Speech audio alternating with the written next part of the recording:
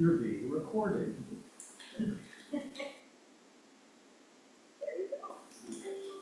Hi, everybody. Welcome to the Nantucket Historic District Commission meeting of Tuesday, April 9th, 2024. It's 4 o'clock. And we have 100% attendance. Oh. And I should turn my mic on. Yeah, there you go. For those of you live, just a couple of things. One, mute your cell phones. Two, if you want to record any portion of the festivities, let us know in advance. For those of you on Zoom, the usual, which is everything needs to be, all conversations, comments, et cetera, need to go through the chair. Identify yourself for the record. Make sure to mute yourself when you're not speaking, and be really careful not to screen share. Thank you. Okay, so we have the entire board with us this evening and sort of hybrid. And I want someone to do a roll call on this. I'll skip Stephen until he's close to a mic. So we have Abby Camp. There you go. Here. I was live. Diane Coombs on Zoom. She's muted. Here. Oh, there's Diane. Okay, thank you, Val Oliver. Here. Live. How about Stephen Welch live? Here. Okay.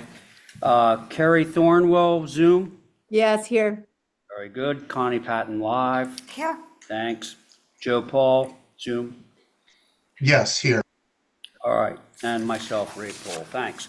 Okay, so now regular boards here. So if we could have a motion to approve tonight's agenda. So moved.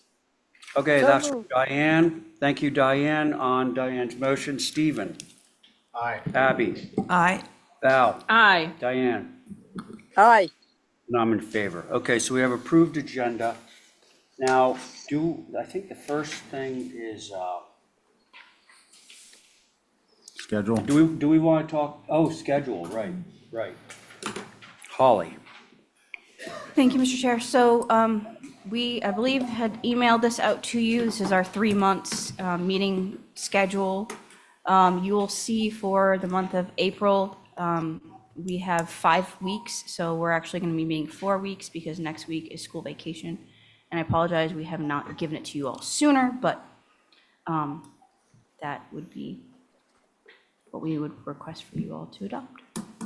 So that week's no meeting? Correct. Okay. Next Tuesday. Next Tuesday? 16th. Off. 16th. Yeah. Correct. Son of a gun. What am I going to do with myself I don't for know. 4.5 hours? Okay, Wait, I have I'll a play question. solitaire. Yes, Val. It says there's a Yeah. hybrid meeting April 16th, but we're just gonna strike that? Correct. Okay. All right. So it's looking like we need to approve this agenda. Does somebody want to make a motion on that? So moved. I'll make a motion to approve the agenda subject to revision for next meeting and any adjustments that need to be made to the deadline dates. Diane, can I accept Stephen's motion, which is a little bit more thorough? Yes. Thank you. So Diane, on Stephen's motion. Aye. Thank you. Abby? I'm an aye. Val? Aye. Stephen? Aye. Ray? Aye. Okay, there we go. Do we want to discuss Article 38 at this point? I do before town meeting. Can I just give a little update? Yeah. I represented myself and the HTC at the Civic League Forum. This was one of the questions, and I think I did a pretty good job representing our point of view. Abby listened. You spoke, actually. Yes.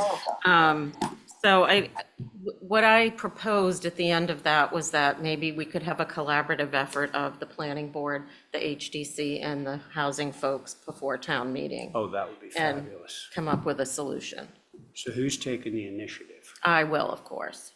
to do the meeting? Yeah. Great. I like that idea. Any further comment on that? Nice job. Yeah, Thank you. yeah, really. So, okay, I love that strategy. Something sort of concerted effort before town meeting. Okay, anything else to discuss on that particular subject? Can we carry it on the agenda? Yeah, sure. Okay, is that noted? Great, thank you. Okay, so the next item 2 is signs. There's one sign up, and apparently, are you all four here for the sign? This must be a big sign. Okay, so whoever's speaking, you may want to head up to that mic, okay? Now, ordinarily, I'm sure that you know this, but ordinarily what happens is sign applications do a pre-review with the sign committee, and they know the sign guidelines inside and out, and they offer up a recommendation, either approved as is, approved with changes, or not approved for whatever reason. You're aware of that process? Yes, I am. Okay. So, Holly. Billy is here in the queue. Oh, if you Billy. need his- Well, why don't we hear from you first? All right, that's the normal protocol. You're the applicant. Tell us what you want to do, and then we're going to hear from Billy after. Okay? So we are from the new Nantucket Inn, which Lauren is the owner. And we presented 3 signs to the sign committee last week. One is one says the Nantucket Inn and is a quarterboard sign exactly where the current sign is. And the second says the Nobody or Cafe, which is over to the left, over some doors that are a new cafe that's opening. And those 2 were approved by the sign committee. And then we also presented this third sign, which is a freestanding sign, 50 feet from, the landing in the street is 50 feet from the building, which would be similar to what they have at the Nantucket Hotel. And we have something different at the White Elephant, but people could see it from the road by the airport Right, without turning their heads to look at the sign. okay. I think I know where this is going. So this sign was, we would like the sign. It was not approved because these signs just are not allowed. Freestanding sign. But I believe there are some exceptions for signs like this. It's outside of town, it's by the airport. The building is far from the street. Well, I'm going to let Billy speak first, because generally we're going with our sign committee's recommendations. So I hear what you're saying. Billy, do you want to, or Holly, do you have anything to say on this, or would you rather have Billy? Okay, Billy? Yes, Mr. Chair. Billy Saad, zoning administrator, land use specialist, jack of all trades for the Plus Department. I wanted to just mention that it was last Tuesday's meeting for the sign council. They did not approve the sign purely on the fact that it is freestanding. Within the sign guidelines, freestanding signs are prohibited. Now, at the last meeting, the board had a different application before them that was under a slightly different circumstance, because it was there was a pre-existing sign there that had been removed and put back in 2013 with approval. So it's a little different circumstance. Where was that, Billy? At the Rotary, where the Millie's is opening a new restaurant. They were just replacing the sign on the aperture that's there. Yeah. So the issue is, take someplace like Bartlett's. They want to have a freestanding sign out on Hummock Pond Road to let everybody know that Bartlett's is back there. But if we allow that, like the brewery, all that, we're trying to stop the proliferation of freestanding signs on Nantucket. But I'm going to let the board members speak on this. It's generally what I do. So, regular board, what is the opinion of the board members? Well, I'll try. Yeah. Not that I'm an expert in the sign world. I think we have to think long and hard about this. If we start making exceptions, then perhaps the sign committee has to come up with some new regulations. I don't want to overturn what they've managed to maintain all this time. Yeah, the sign is not offensive, but it's just on principle alone. So, It's format. yeah. Yeah. Okay, Val, thank you. Who's next? I'll go. Thanks, Diane. I think the same way Val does. If we start with this, then going down all the new places on South Shore Road and Old South Road will have freestanding signs. And that's why this rule was put in so many years ago, because there were too many. I think that people will know what's there. There are other signs around. It's not unmarked. People will be going there specifically because there isn't much going on beyond that tourists or whatever would be looking for. So I think we should follow the rules that the sign committee has come up with. Okay, Diane, thank you. Next. I'll go. Okay, Stephen. Yeah, I mean, I'm going to fall in line on this one with the commissioners. The board, the sign committee has established rules. They've been using them for quite some time, many years. I would encourage, and I think, it's incumbent upon us, we looked at them as an advisory role. It's incumbent upon us to rely on them in that regard. However, I'd say two things. One is I would look towards some type of a creative way to meet the sign requirements and perhaps have a sign like this in an area that you think may be certainly not your plan A, but maybe your plan B.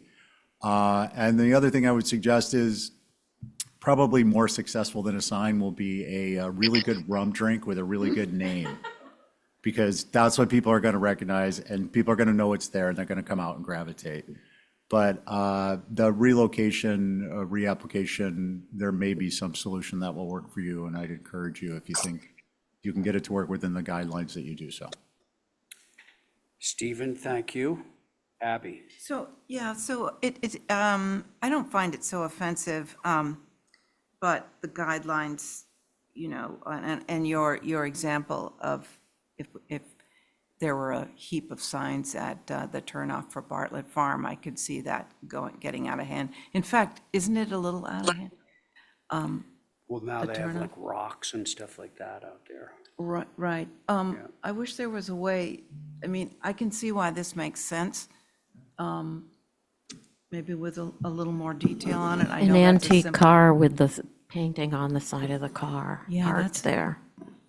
That would not, I'm sorry, excuse me, Mr. Chair, that would not be allowed either by the sign guidelines. Oh. Yeah, I think that's come up before. I won't mention the name of the business, but it was fairly controversial about a year ago. Thank you, Billy. Anyway, yeah, so the sign advisory has their guidelines, and so, if we were to go with something like that, I think it should be in the guidelines that, because it's rural, like you said, it's out of town, so I don't know how you would phrase that, so you don't get carried away with it and make a bad precedence, but to me, Okay. it's not that offensive. Okay, so it's not sounding like you get a lot of support for freestanding sign. And I agree, the sign itself is very attractive. It's just that we should not be, as a board, running counter to what our advisory committee is telling us and what's been sort of a hard and fast rule for a long time. Have you spoken with the sign committee about other alternatives? We can put a second blade sign coming from the building. But this was our preference, and after it was tabled last week, Yeah. we're here. What I'm imagining, is going down Old South Road, if every business along Old South Road, leading up to the airport and then past the airport all had freestanding signs out on the road, there would be a lot of signs. So this is not Old South. This is. No, I know, the airport. but I'm saying, okay, so you're driving down Old South to go to the airport, and you turn off to go to the airport. You could basically keep going on Old South Road. None of those, there's a ton of businesses along Old South Road, and just kind of imagine them all having signs. That's what I think that rule is all about. Can I? Yeah, Stephen. So I go. just to clarify, I mean, we kind of talk about the sign committee rules as though they're not ours. And that's just because we're a little casual about it. But the sign committee rules are, and guidelines are HTC, there are sign committee rules True. and guidelines. That is correct. And we hire them without paying them to advise us on conformance. So I think what our chairman's saying is if we go, not only if we go against what they have to say, that we're also going contrary to our own rules, the end result being that commercial districts will have the streets lined with these signs, which is really not consistent with the character and setting of the historic landmark Nantucket. So that's where you're getting hesitation, is it's not, certainly not the design of itself, the design itself. It's not the location individually. It's the fact that cumulatively, this will have a dramatic impact on the presentation of our commercial corridors. It's inconsistent with the historic character and setting. So that's a lot in one sentence, but I think you got it all. So with that, I would make a motion to, well, I don't think we need to make a motion. We would just ask that you please We can revisit approve- it. Can we approve our other two signs and then come back with the third one? Oh, right. So we can Well- start making those? Mr. Chair, may I interrupt for a minute? Yeah. I'm sorry. And Kara, thank you for coming to the meeting. I want to just bring everyone up to speed. The previous two signs were approved at last Tuesday's meeting, so those are approved. Whoa, okay, they were approved at the sign committee meeting. Right. You all ratified the vote later on at 4. Oh, we did. Oh, okay, I'm sorry. Okay, so those are already approved. Those are approved, and I did want to add, so last week, at the last meeting, the applicant at the Rotary had requested to come before the board. This applicant did not. The board wanted to see this application, I think, as a, why was one allowed and why is one not, essentially. So I'd make a motion that we take no action on this, That'll leave it open for. on this particular application as presented. I'm sorry. The last agenda, it had the SAC recommendation to not approve, which the board did not act on. So you could either send it back for revisions or ratify the SAC recommendation. Yeah, that'll work too. Thank you. So we'll just motion for revisions. Okay, then you go back to the sign committee and, I'm sure they can work something out. Okay, All right, great, thank you. Stephen's plan B, so to speak. Okay, on Stephen's motion, Abby, I'm an aye. Val, Aye. Diane, Aye. Stephen. Aye. And I'm in favor. Thank you, folks. Okay, now we're on to consent. I need to recuse, Val needs to recuse, so Stephen, you have it. I'm assuming you don't have a conflict. You need to- I did think I thought I previewed. Just give me one second. Yep.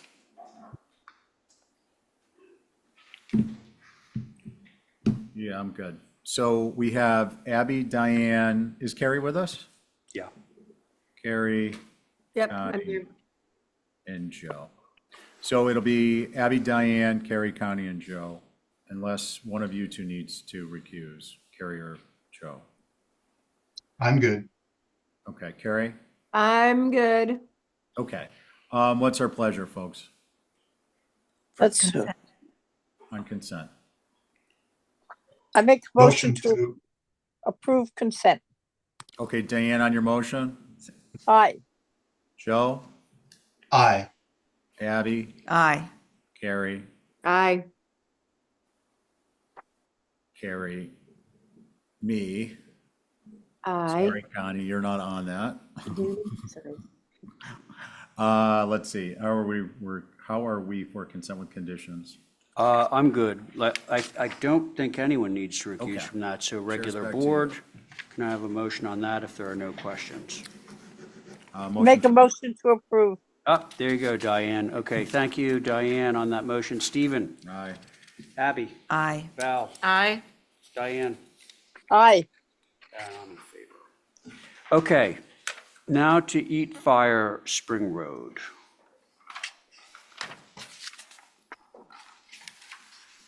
Who's repping this? Joe. Joe, you repping it? Yes, sir. Okay, very good. And it looks like we're starting with the spa. Is that the proper sequence? Did we do some of these last week? Yeah. Yeah. We wanted to view the pool. Ah, I didn't sit on it. on the- okay, so that raises. I did. I think we can start fresh. Oh, yeah, let's. All right, let's start fresh. Okay, so regular board, Joe, want to tell us all about the spa? Yeah, I can screen share. This was on the view list, so I wasn't sure if I needed to screen share or not, but I went out there this weekend and shot a few photos just in case the board didn't get a chance to go out. Hold on, Joe. Mr. Chair, Yeah. since it was held for a view and other people sat on it, I will sit out because I didn't view. I didn't know I was supposed to view. Yeah, I just to be clear, I don't think we opened this, did we? I think We we opened just, it and discussed it or no? yeah, we discussed It some was a long things. night, so I apologize. Do we? Remember they changed the front door? There was, Yeah. there are 5 or 6 applications and one of them was approved. And on that one application, I did talk about the spa, the pool, and the grilling area. So the one application that was discussed was a porch enclosure, which got approved. But these other ones, I don't think that any of them were really technically opened up because we discussed the breadth of them on the one that got approved, if I remember correctly. All right, the way I'm going to play this one, Joe, is if somebody like Val feels uncomfortable sitting on it, even though it's a new application, I'll just pull somebody else in, okay? Sure.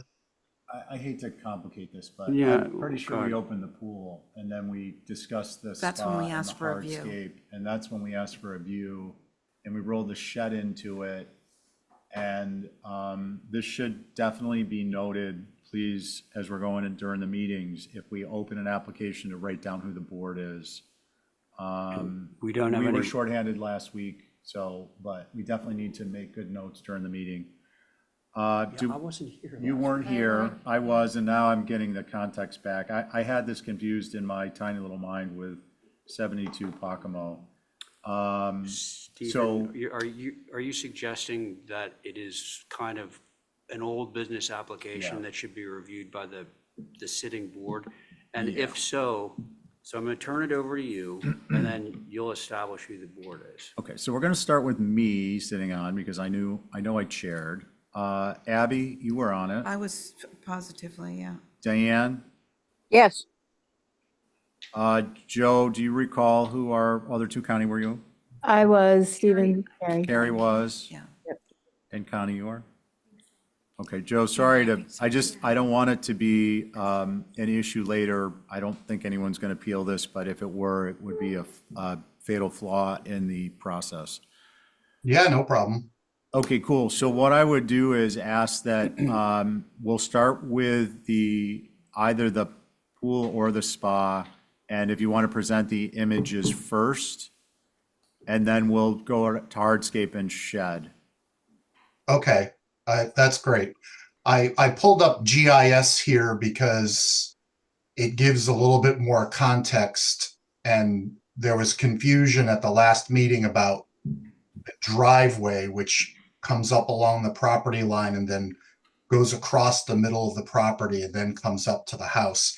And that driveway runs parallel to Eat Fire Spring. So I think there was some confusion that this driveway might have been the road. So that's part of it. Correct.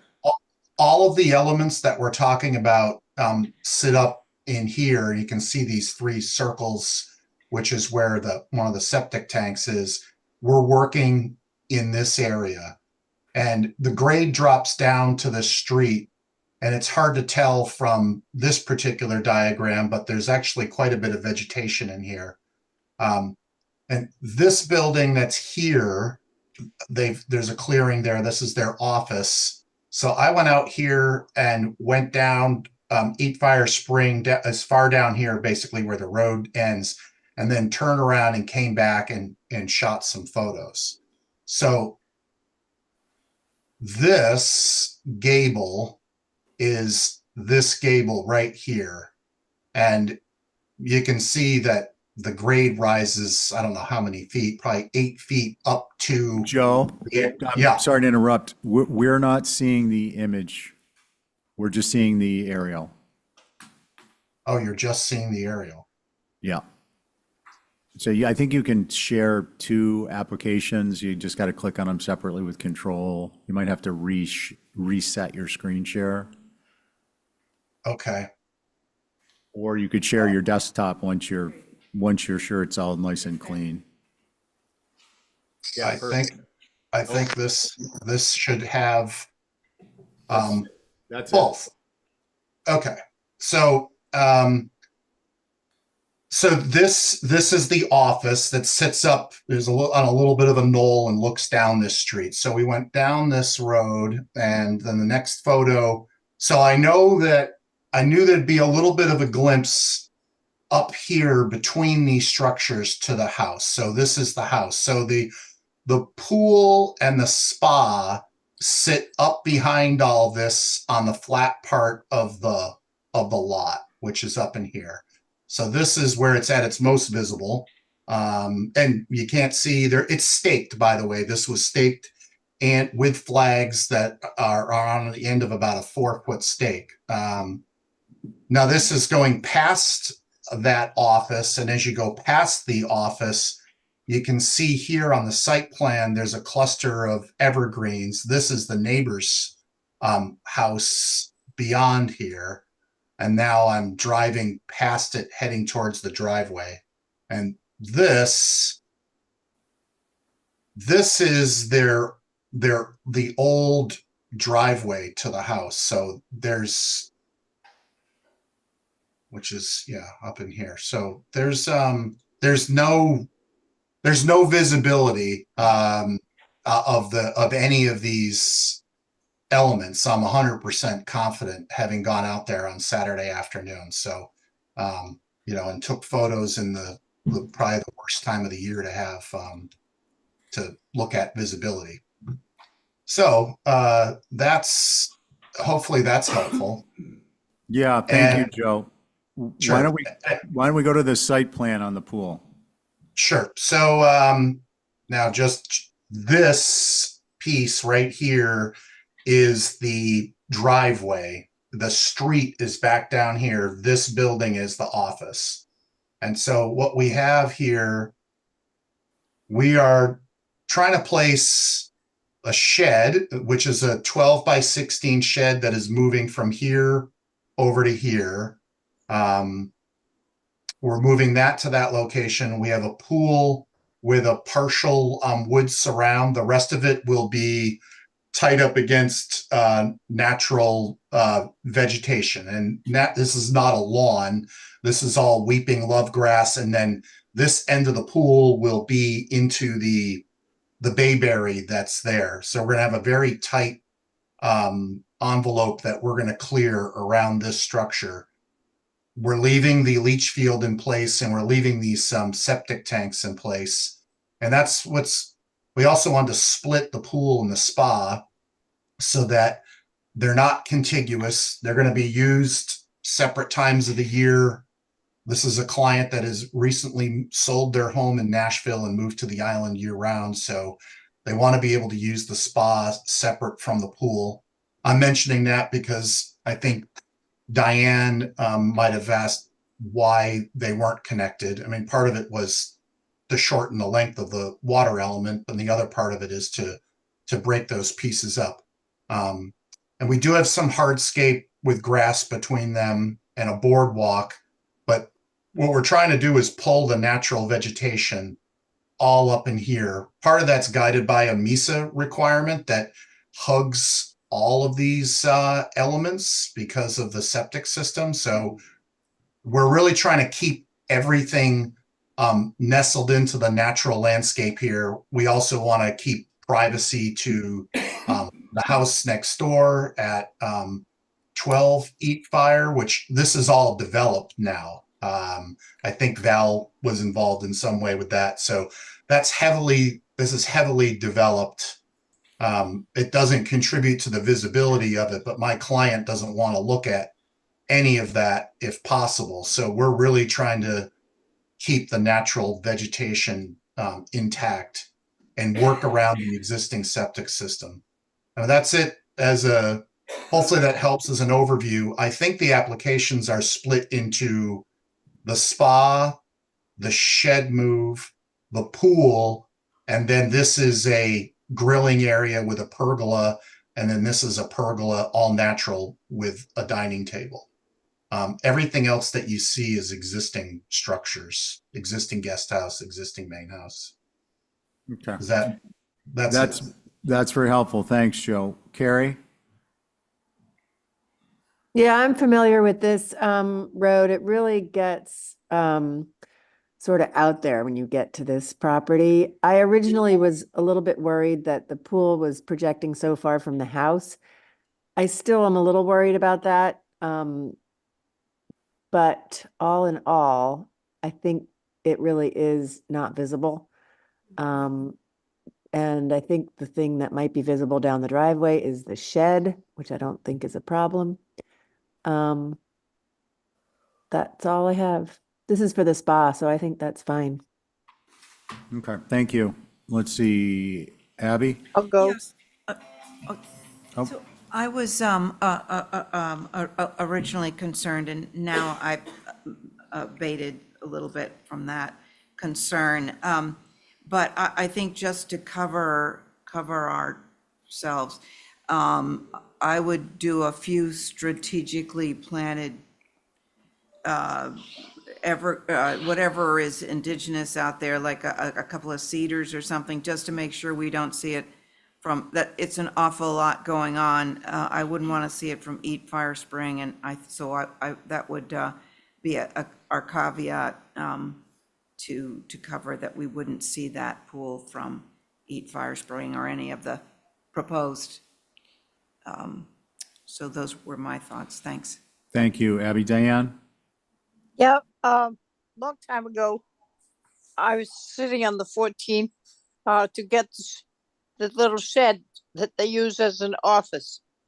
And we went around and around, and we couldn't see the shed, which is why it's down there and good.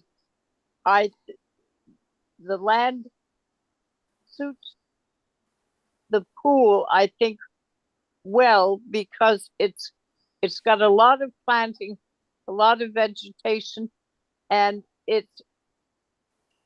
you can't move it too many other places because of all the work underground. So I don't have any problem. I don't think you're going to see this at all. In summertime, that area gets full coverage of everything. And as Abby mentioned, a few around the corner coming in, I don't think you'll see it from the street because it's like driving through the woods really out there. So I have no problem with any of it. Thank you. Thank you, Diane. Connie? Yeah, I have no concerns with the spa due to lack of visibility.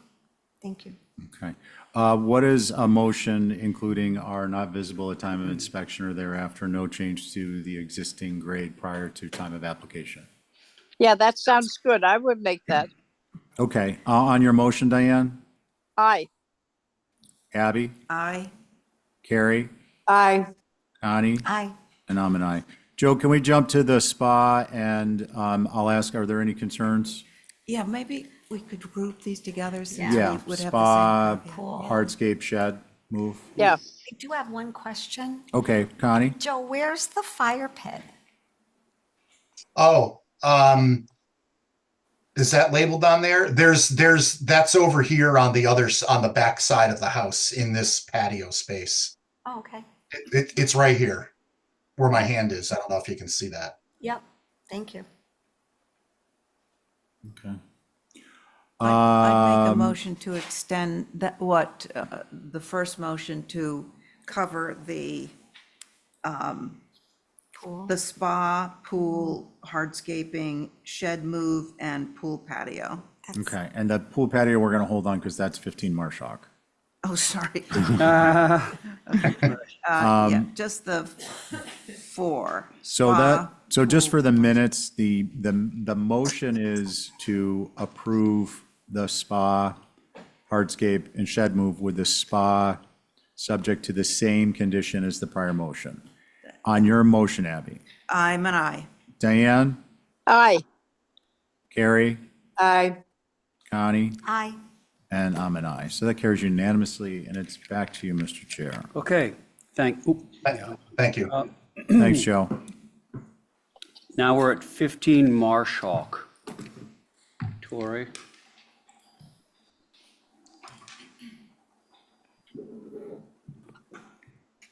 Regular board. Well, I actually think this was opened and Oh, this was too? Yeah. Same? Oh, so It is was it a the same view. board? it was revisions. You were here last week? Yes. Okay. Can you get a hand on? Yeah, 15 Marshhawk Lane. Can we just establish, again, it's going to be me, I was on it. Val, I Holly? was, Thank you. We do have this at the end for old business. Yeah, I was going to bring that up, Holly. Welch, Coombs, Oliver, Paul, Thornwell. Welch, Coombs, Oliver, Paul, and Thornwell. Yeah.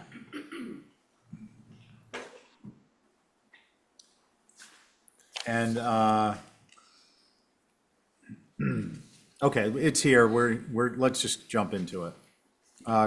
Tori, why don't you go ahead and start? Sure. So as we've mentioned, we were held for a site viewing. We were discussing last week the option of possibly moving it with the plan that was presented to you as an Exhibit A, which is not this plan. No, this is all there is. But as a note, as Holly mentioned, I did submit an old business package with the Exhibit A plan, which is also, Can we go to that? yeah, at the end for under 4.9 old business. So you were kind enough to look at that plan due to wetland regulations that came in after our original submission. We discussed trying to move it to the other side of the lot. I did speak with the surveyor and with the owners, and we included additional information here after a very long and thorough conversation with everybody involved, the landscaper, the clients, the surveyor, about anywhere else that it could possibly work. This is ideally the most unobtrusive as far as view to the street and view to the neighborhood spot for it. And I did include that list with this application as you scroll down, if you'd like to review those notes. I believe it's High Brush Path is to the left, and you can see from the locus that that's a visual that Val mentioned of an elevation of the landscaping around the pool. So High Brush Path is much more habitated as far as a road on the left and the right leading up to the front of this lot, and this lot's front yard setback, which Joe brought up, a 30-foot setback actually comes from High Brush Path. I confirmed with the surveyor. It is a 10-foot setback from Marshhawk. It's at a dead end at the end of Marshhawk, and there are some pools on Marshhawk right on the road, just a few lots down from this road. The proposed location is more accessible to the family from the existing exterior doorways and exits to this specific area. And they do plan to, as you can see from the elevation of landscaping proposed at the entry to the driveway, enhance the landscaping in addition to keeping all the existing vegetation that masks it very well from photographs that were submitted with the original application as well. I believe that's everything for now, and I welcome your thoughts. Okay, great. Who would like to begin? I'll go. Whoops. Val? I don't see that this plan that's been submitted shows that there's any extra screening. I would insist on that. How Given so? where the, Let's just. Okay. given where the driveway is and that it's not really winding in, it's sort of a straight on shot. Yeah. Which plan are you looking at, Val? The one that we're looking at right there. On the screen there? Yeah. Do you see all those circles? Those are all the screening. And that we curved the driveway per your comments from the last meeting that you did not like the straight shot driveway. Yeah, well, I would want to see more screening. I can't do it on my computer, but here. The elevation, Sure, there's no. the elevation provided shows you what that would look like. Okay. But let's, Tori, let's. Yep, let no the problem, sorry. commissioner- I don't see an elevation, sorry, but, Okay. anyway, that's my thought. It has to do with the location and the screening. The only other thought I have is moving the driveway off of high brush. That's it. Okay, thank you, Val. Diane? Yeah, I think that the vegetation is important, so it doesn't come in that way. It's, Marshhawk is a funny street. The houses are fairly visible. There is on 5, Marshhawk is a rather big place and it's got dogs. She does dogs and stuff. So there's a lot going on in that little street. So I think it's very important to have the vegetation in such a way that it isn't questionable. I also would like to just mention, and I don't know whether you're going to say that it's not our business, but it's funny, it used to be our business, and I don't know how it ever got taken away, is the landscape lights, which are both surrounding the pool, so the pool will be lit. And I would rather not see the pool lit. There's no reason out there to light it up like that, I think. So if you're going to keep the pool where it is, I would suggest more vegetation and get rid of the straight lines and bend them around and put in the vegetation and also remove the lights around the pool. Thank you. Thank you, Diane. Gary? Yeah, I went out here and it's very close to the street. I would suggest reducing the length of the pool and shifting the shed to be a clear barrier to the street. And then create more vegetation to the left where the driveway swings in, so you don't get a glimpse of it when you turn around in the dead end in the driveway. I think that would solve all the problems. The shed is not built yet, is that correct? The one closest to the pool, that's correct.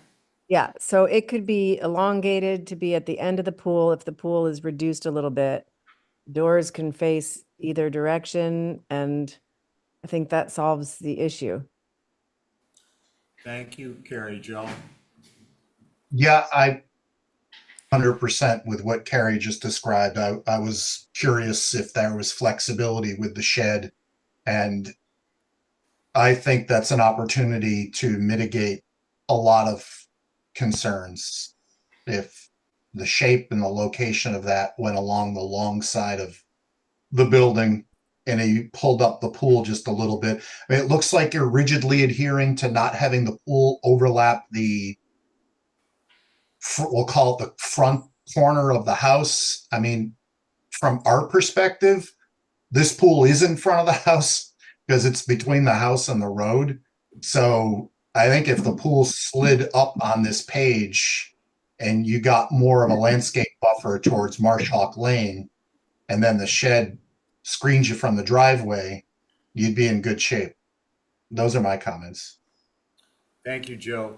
Tori, what's the length of the pool as proposed? I don't have it in front of me. Is it 40? 42. I think 4, yeah. Yeah. So And- it's- Thank you. Could I just point out the elevation of the landscaping to show everybody, No. since that's come up? Nope. Okay. We're going through commissioner comments. And then- Yeah, it just sounds like they haven't seen it. Well, I didn't know this, I thought it Hey, was a guys, photo. I think Okay. we have a decorum for a reason, so let's follow decorum. We can get through the meeting. I'm gonna make comments. I'm gonna comment, one of my comments is on the elevation. It shows a black blob of vegetation. It's not really conducive to better understanding of what will or won't be seen. In that regard, it's rather useless, not to be pointed, but to make the point. This is, akin to like an image that was taken during the eclipse. And it's not gonna work to help us understand what we will or won't see. So that's number one. Number two, can we go back to the site plan, please? I agree with Carrie and Joe. Joe made some points that I would make. This concept of the concept of the pool not being in front of the house proper. This reads to us as in front of the house. It's presented as such to the street. And I think to help mitigate that, two things need to happen. This needs to be shortened in terms of length, probably closer to 36 feet or less. And it needs to shift back away from Marshhawk towards the driving area at least 8 or 10 feet. The end result being that it can be landscaped so that when you walk from the driveway to the front door, you're not feeling confronted with a pool. The result of which will be that along Marshhawk Lane, there's no chance that you're going down the road and you're being confronted with a pool. So it's a shared responsibility in my mind. Shifting that back is beneficial. I'm also concerned that we would want to indicate existing location of plant material and better illustrate that on the site plan with respect to the southeast and the area Val mentioned, which I presume is the southwest. And anything that isn't existing, we would want to show supplemented with naturalized plant material, at least on the street side and the visible side as you're going down the driveway. So those are my concerns and comments. And did you want to? Sure, when you're ready. Go ahead. So I was wondering if looking at the elevation of plant material for the driveway in the printed version that I included with the paper copies might be more helpful if that one is not coming through digitally, because it's very clear that the intention is to plant, over 6 foot high at the head of the driveway along both sides, completely covering any visibility whatsoever to this area. Totally understand all of the commissioners' comments. I will, of course, be happy to discuss them with the clients. But just to be clear, the elevation that's printed does clearly show over 6 foot high vegetation. And then the photographs that were submitted with the original application also show substantial existing vegetation that will remain in place. And you cannot see anything through the existing vegetation that's already there, even before the additional vegetation that is due to be planted. So a couple quick things. Yep. One, we don't approve plant material elevations as a matter of course. I don't think we've ever done that. It is the site plan that dictates what is going to be on site and what is going to be inspected. So I'm going to stick with that. And these elevations, I think they provide illustration, but they don't demonstrate specifics that we need based upon the comments of the commissioners to feel comfortable with an approval. So number one, we need a site plan that shows the locations of existing plant material so that we can clearly reference what will or won't be required to stay. Okay. Supplemental along the driveway, as viewed from Marshhawk, supplemental along the area of Marshhawk, basically the whole property line.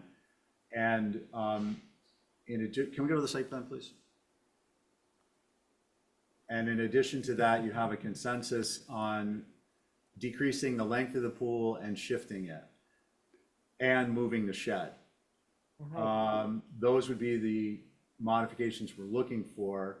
I do want to note, we do have our, under our best practices, 3 chances to make material modifications consistent with our request for revisions, or it is by November 2023 vote of the commission, no, and if it's a majority, if it's a super majority vote, it's, I think, for 2 years. So a no for 2 years. So I would encourage you to let your owner know to please take our comments to heart and make those modifications so we can move forward at the next hearing. Can I get a motion to hold for those revisions? So move. Diane, on your motion? Aye. Carrie? Aye. Joe? Aye. Val? Aye. And I'm an aye. Okay, thank you, everyone. Thank you, Tori. Okay. Now we're on to new business of March 19th. First item, 96 Washington, Matthew.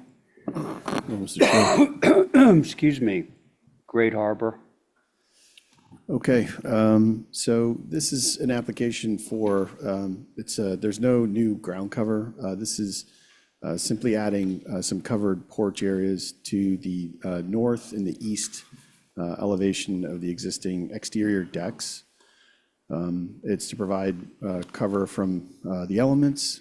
We've matched all the existing trim details, integrated the bracket detail that's found in the rest of the building, and tried to keep it as conducive to the existing architecture as possible. So with that, look forward to comments from the board. We've provided some perspectives for clarity, but look forward to comments from the board, Mr. Chair. Thank you. Okay, Matt, thanks. Holly? Thank you, Mr. Chair. So Great Harbor Yacht Club, understand that this is to cover second floor porch roof. Porches are defined within Building 1 Nantucket in mind, page 117 and 118. And avoid should not be encouraged. It should be kept as a simple additive massing. The second floor deck should also not exceed what we like to call the John McLaughlin rule, but that's actually on page 120 of 8-foot distance. I don't know if I saw that in the plans. One side versus both, I think, would be better. And maybe that would be the side that's not necessarily facing right on the harbor, but on the side elevation. So those are my comments, Mr. Chair. Thank you.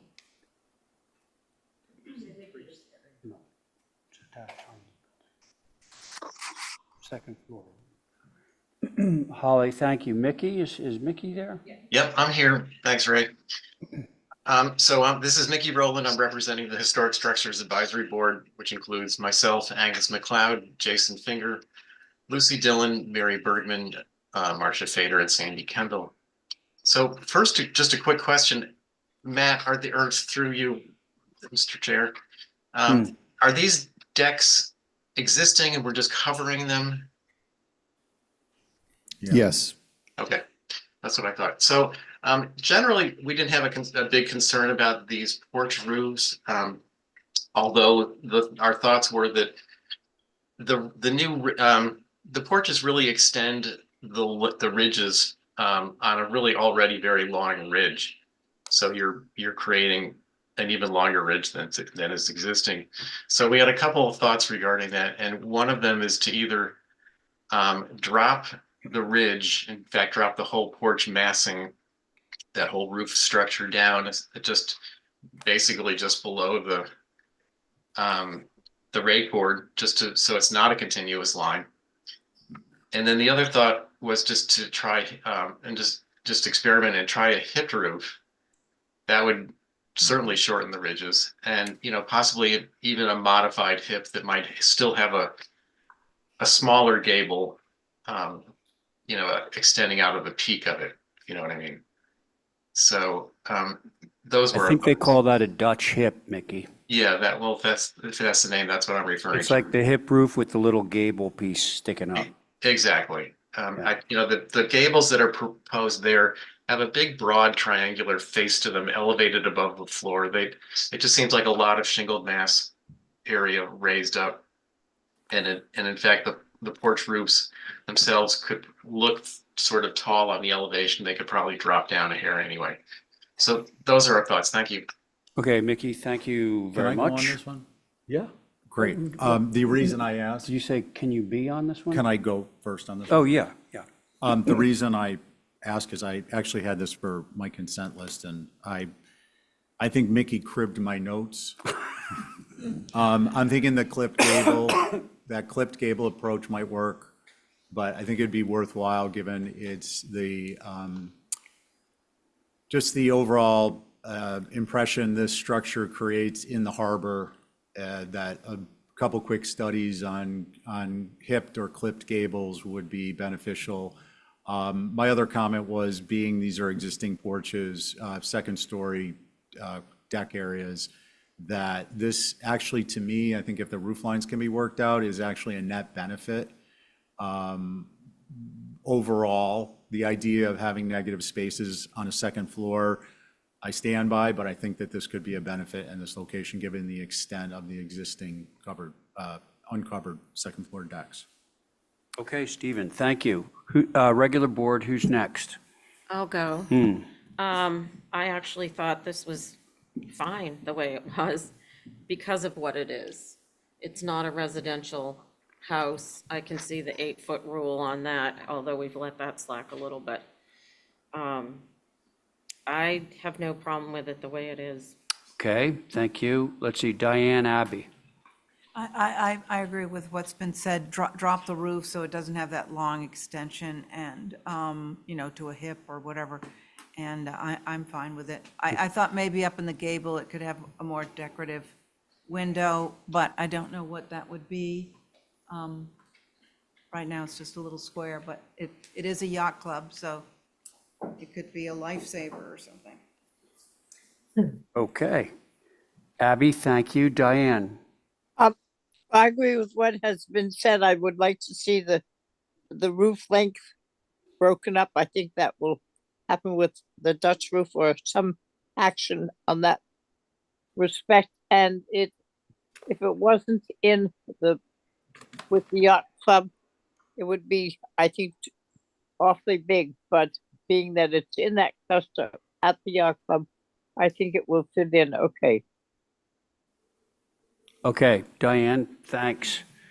Yeah, I agree with Mickey's comments about the overall ridge, which is more evident in the side elevation. It's taking a very, very, very long ridge and making it a little longer. So the idea of doing a hip or a Dutch hip, something like that, I'd love to just see what it looks like. Okay. So can we hold for revisions? I think that would be good. Yeah. Is that your motion, Diane? Yeah, because then we would see it before it, see it done. That's my motion. All right, thanks. Abby? I'm an aye. Okay, Val? Aye. Stephen? Aye. Diane? Aye. And I'm in favor. Thank you. Thanks. Okay, let's see, Andrew's here. iPad. Regular board on this load of, let's see, does this take the record for the most applications on it? I think it is. I don't think so, Mr. Chair. I've seen more in the past. No, the record is 10, and you're at 11. Okay, I'll hold the record.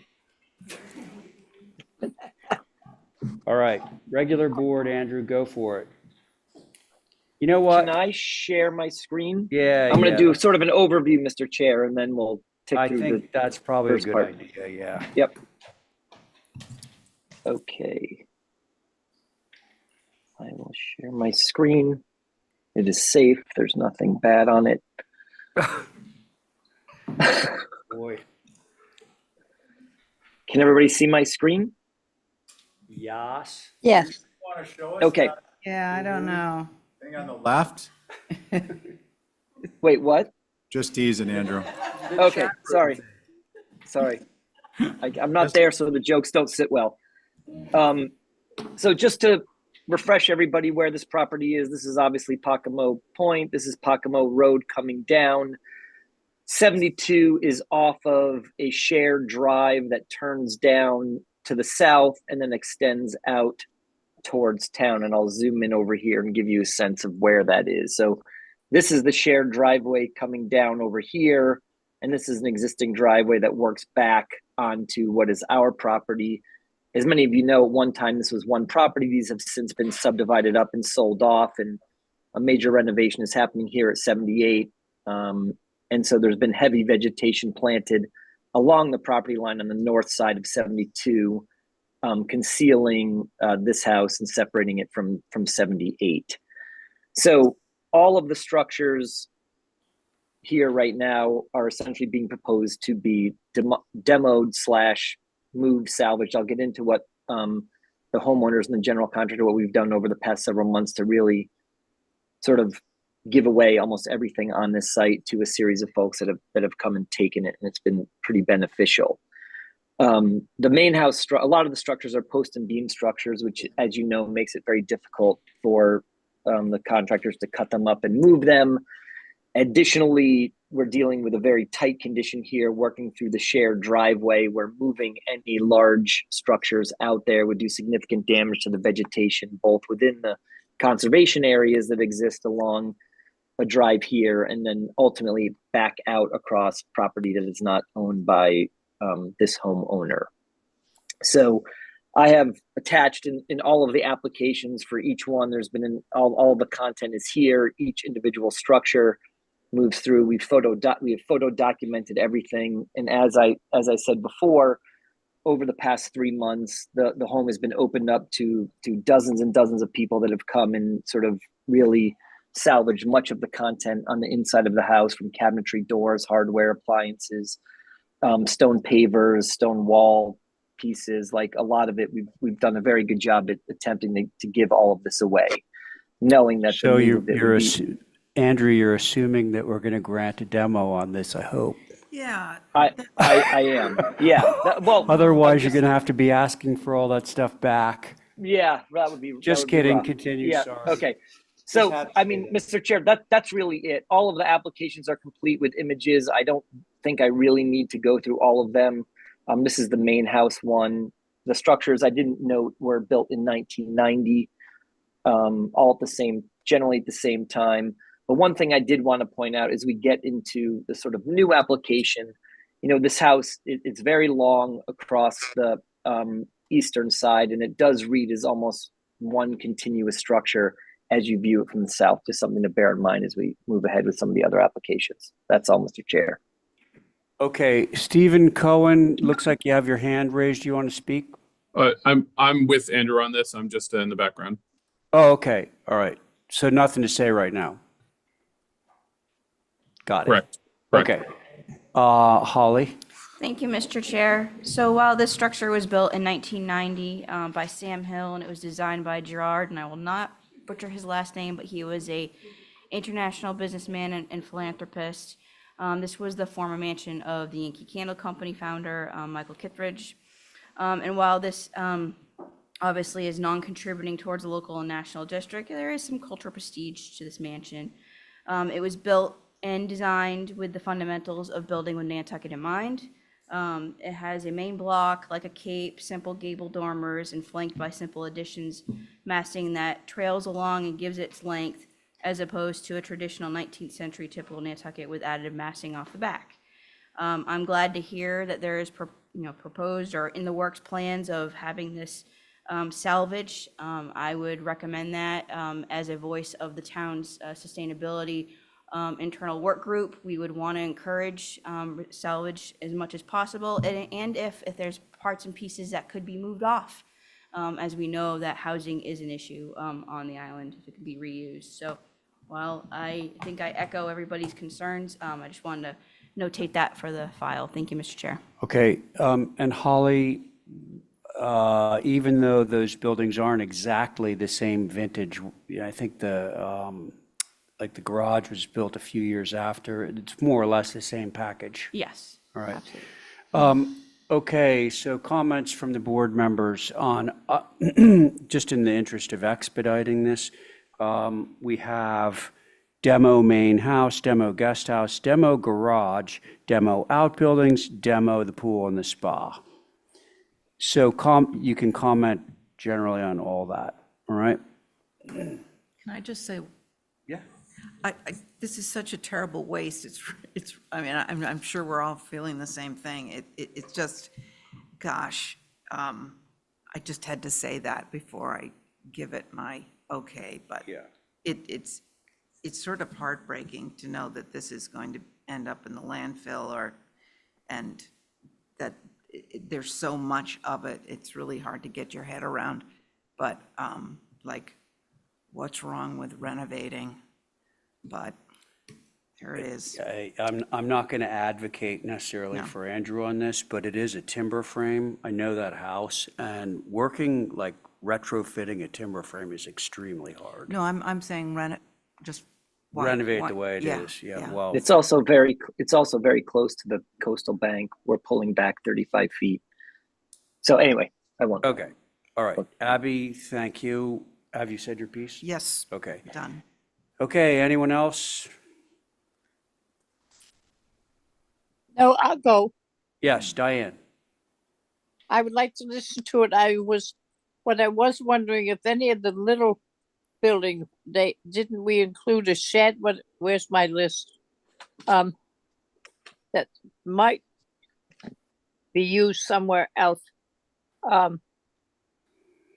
Yeah, there's a new shed, or that's a new one. Okay. Demo outbuildings, are they all small or are they big? So they What? have to be the outbuildings, Andrew. What are the outbuildings? Shed. Diane, there's a large garage structure here. That's a 3-bay garage structure.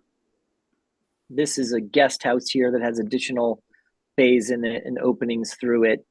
This is an attached little cabana structure, and then that is the main house. Okay. Yeah.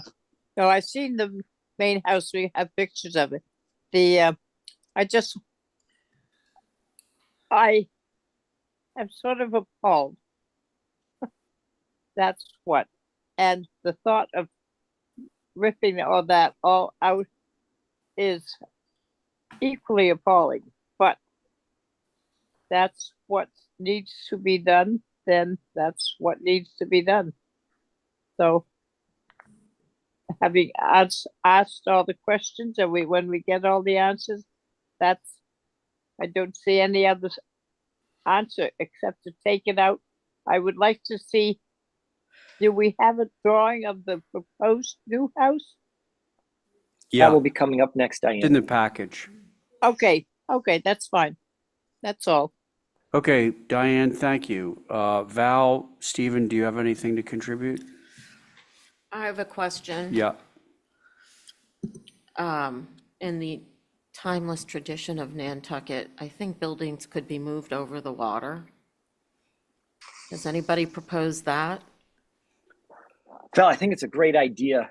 Not on this project, on another project, we tried to consider it here down the dune bank. It would be virtually impossible without destroying the Concom. The bluff would be a real challenge, but I appreciate, and we looked into it somewhere else.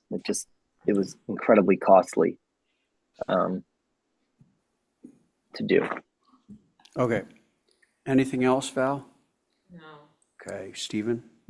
Just along the lines of Val's comment, I'm just curious if maybe Remain Nantucket would step up with a Chinook helicopter that would come in and scoop up some of these buildings and deliver them onto the foundation, ready to go. I think they should start a salvage business. I'm only saying that half facetiously. Thanks, Andrew. Okay, listen, I don't think there's any question that we're all feeling for the landfill that has to take all this refuse. But it is not an old building, or they are not old buildings. And, I'm okay with the demo move off of the entire package. You can't move the pool, huh? I don't think it's a pool you would want to move. No, I know. I was kidding. Okay, what should we do, folks? And I think whatever is done will be done with house, guest house, garage, outbuildings, and the pool spa. Can we make all those into one? Well, that's what I'm Motion, or do we suggesting, have- just so that we can have one motion to cover them all. Why don't I make a motion for demo the main house, the guest house, the garage, and the outbuildings, and the pool and the spa? There you go. That's Diane's motion. On Diane's motion, Val, Aye. Abby, Aye. Stephen, Aye. Diane. Well, my original old idea is good, but I'll go with the one I made. Okay, so you're an aye, and so am I. I'm an Okay. aye. I'm an All aye. right, very good. So there's the demos. Now we can move into, and I should have said, I did look at the new applications, and the one thing that I think is sort of the silver lining on this is the current building has a load of white trim. And like the Gamble House, that white trim just sort of like shines out across the harbor. And Andrew's proposal for the new buildings is for gray trim. I'm going to query him on a few things about that, but I think that in terms of visibility, it's going to be a benefit. Anyway, Andrew, your turn. Thank you, Mr. Chair. Let's all take a deep breath and reset and look at the new application. Thank you for the approval of the previous ones. Andrew, these are traumatic moments for us. Yeah. I understand, and you all do a fantastic job, and I appreciate the process, and I appreciate the feedback, and I just want to reiterate that everybody's done an extensive job to make sure we've given away as much as we possibly can, and that's still happening. So Thank you. I will move on to. I will first give an overview and then walk you through a few added views that we've created. First and foremost, just to give everybody sort of bearing, town is this way, west, north, above, south, and the drive comes in, the tennis court is over to here. I've dashed in on this site plan where all the existing structures are. You can see them dotting their way around the whole site on all of the applications. We have started with taking a position where the existing structure encroached beyond the 50-foot setback. We are generally holding to the 75-foot setback and beyond, and have moved the structure to the east 35 feet, which is obviously more favorable condition long-term with erosion, but also limits visibility somewhat from the water as you look back to the site. Additionally, we've created what I believe is more separation between the structures on the site, where as a whole, when viewing in a limited capacity from the south, the house, the cabana, into the guest house, into the garage, almost read as though it was one contiguous building. That we've taken a very conscious approach to break this up into smaller pavilion-like pieces, much like some of the other work I've recently done in Nantucket, that sort of breaks down the scale on the site. Third, as the chair said, we've taken a gray trim position here, where, as I'll show you in some of the other images along the bluff, almost every house is white. Additionally, the only part of this structure that is 1.5 stories, none of it is 2 stories. This is the only piece on the northern part that is 1.5 stories.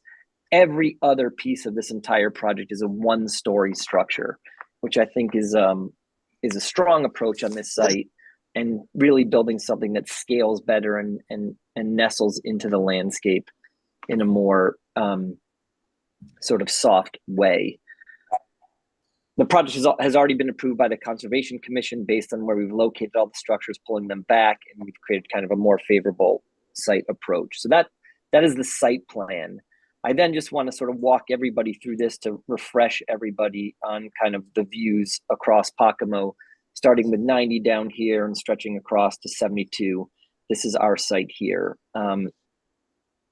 90, 88, 86, and 78 are all white trim. 84 is natural trim. We are proposing gray trim. As we said before, we think that's a positive. Additionally, I wanted to sort of outline, give you all a general visual of the length and size of the way a lot of these structures tie together, the vertical impact that they have. Many of them are pushing 30 feet, and Reed is 1.5 to 2 story structures across with a tremendous amount of glass on the ground floor. This is 86, 84 we can move past. I know that's not really a relevant piece of data set. 78 is going through a renovation right now. Most of the ground floor is actually all glass. If we look at 90, I think everybody knows that house, 143 feet long. Coming across to 88, a newer house, most of the whole first floor is all glass, and the house is almost 102 feet across. And then coming to our proposal here, where we've broken it up, rather than running the ridge across the site as almost every other house does, in a way to sort of break down the scale of it, we're sort of gable forward with sort of this gasket separation in the middle of it to break down that scale. And at its highest point, the house is 29 feet on the north side, which sort of sits into an upslope into the grade, has a tremendous amount of planting, and minimizes the visibility. So that's kind of give you a sense of the context. We've done, with the use of some great AI tools, we've done some pretty good renderings here that give you a sense of how the house would be viewed from the water. Looking back, this is all very accurate topography. The structures are not super accurate. The AI tool didn't read Nantucket quite as well as we wanted, but it certainly gives you a sense of scale. From a certain distance back, you really wouldn't see the ground floor of the home. You'd really only see the second floor and the way the massing is broken down. If we swing around to the south, you get a better sense here of how the house sits within the landscape against the other structures stretching down Pocomo. The gray trim obviously helps a lot. The one-story approach taken on 85% of the new buildings, I think, is also something that we should consider strongly when looking at this. And then coming around a little more, zooming in a little bit more, you get a better sense of 1.5 stories here, second floor deck there, very limited compared to some of the other ones. This is the guest house structure set to the rear of the site. Not all that different from where the current one is, but it is a 1-story structure. And then coming around, if you were to view it from the south, the vegetation there is pretty strong, and you really get, peaks in and out of this, and, obviously a lot of the roof planes that exist, but very little of the glazing is visible across from there. So that is my overview of the project. I can sort of get into the main elevations of the house. Visibility on virtually all of the secondary structures, and the east elevation of the main house has virtually no visibility from a public way. We're really talking about primarily the west elevation here is the one that you would see the most, but as the rendering showed, a lot of this ground floor is sort of choked off and you really see the second floor. The south has a bit of visibility per the renderings. It's a 1-story structure, has a reasonable amount of glass in it, nothing more than all of the other homes have across Pocomo. And I will stop there. That is the main house, Mr. Chair. Okay. Andrew, thank you. Let's see, Holly, do you have anything to say on this? Not really, just that I would, point out that I appreciate Andrew's gable forward design approach. I think that's something different, and looking more at building with Nantucket in mind. I would want to just caution on the glazing, understanding that it might not be visible from a public way, but our ocean, obviously, in the harbor is part of our public experience. And I know the commission has opined on the glazing, and it's glaring that it could have an effect on anybody in the water. So I just wanted to bring that point out. But other than that, no further comments. Thank you. Thank you. All right, I'm going to turn it over to the board, same board, regular board. I'll go. Oh, my goodness. Val. Okay, thank you. I was going to say thank you to Andrew for the simplicity of the massing of this structure. I appreciate that. I appreciate the color. I cannot embrace glass connectors. I know we keep trying to put those places, but I have this suspicion that at night, with our night sky issues and pitch dark out there, we're gonna see these things glowing and the big, long, tall windows, but everything else, I do think the chimneys are a little robust, but all in all, I think he did a good job. Okay, Val, thank you, you Val. very much. Stephen? Yeah, I think we could probably quibble on some of the architectural elements, but generally, this is traditional massing and details. It's very subdued versus others in the area. I think it's a successful effort of self-editorialization in design, and Andrew's been doing quite a bit of that, which we appreciate, and more particularly along the lines of traditional Nantucket, not oversized. Diane, I'll steal a word from you that's used nationally, McMansions. So I think that's good. I am sensitive to Val's point, and I wonder, Andrew, if maybe you can do some type of a light study, and if there is going to be, if that's like a clear glass connector, that perhaps there would be a matted glass on the ocean side, at least a portion of it. Perhaps a portion of the vertical height would be matted. And at the same time, I wonder what would the angle of inclination will be visible from what distance. So I think a study on that would be beneficial and worthwhile. Those are my comments. Thanks, Mr. Chair. Okay, Stephen, thank you. Abby?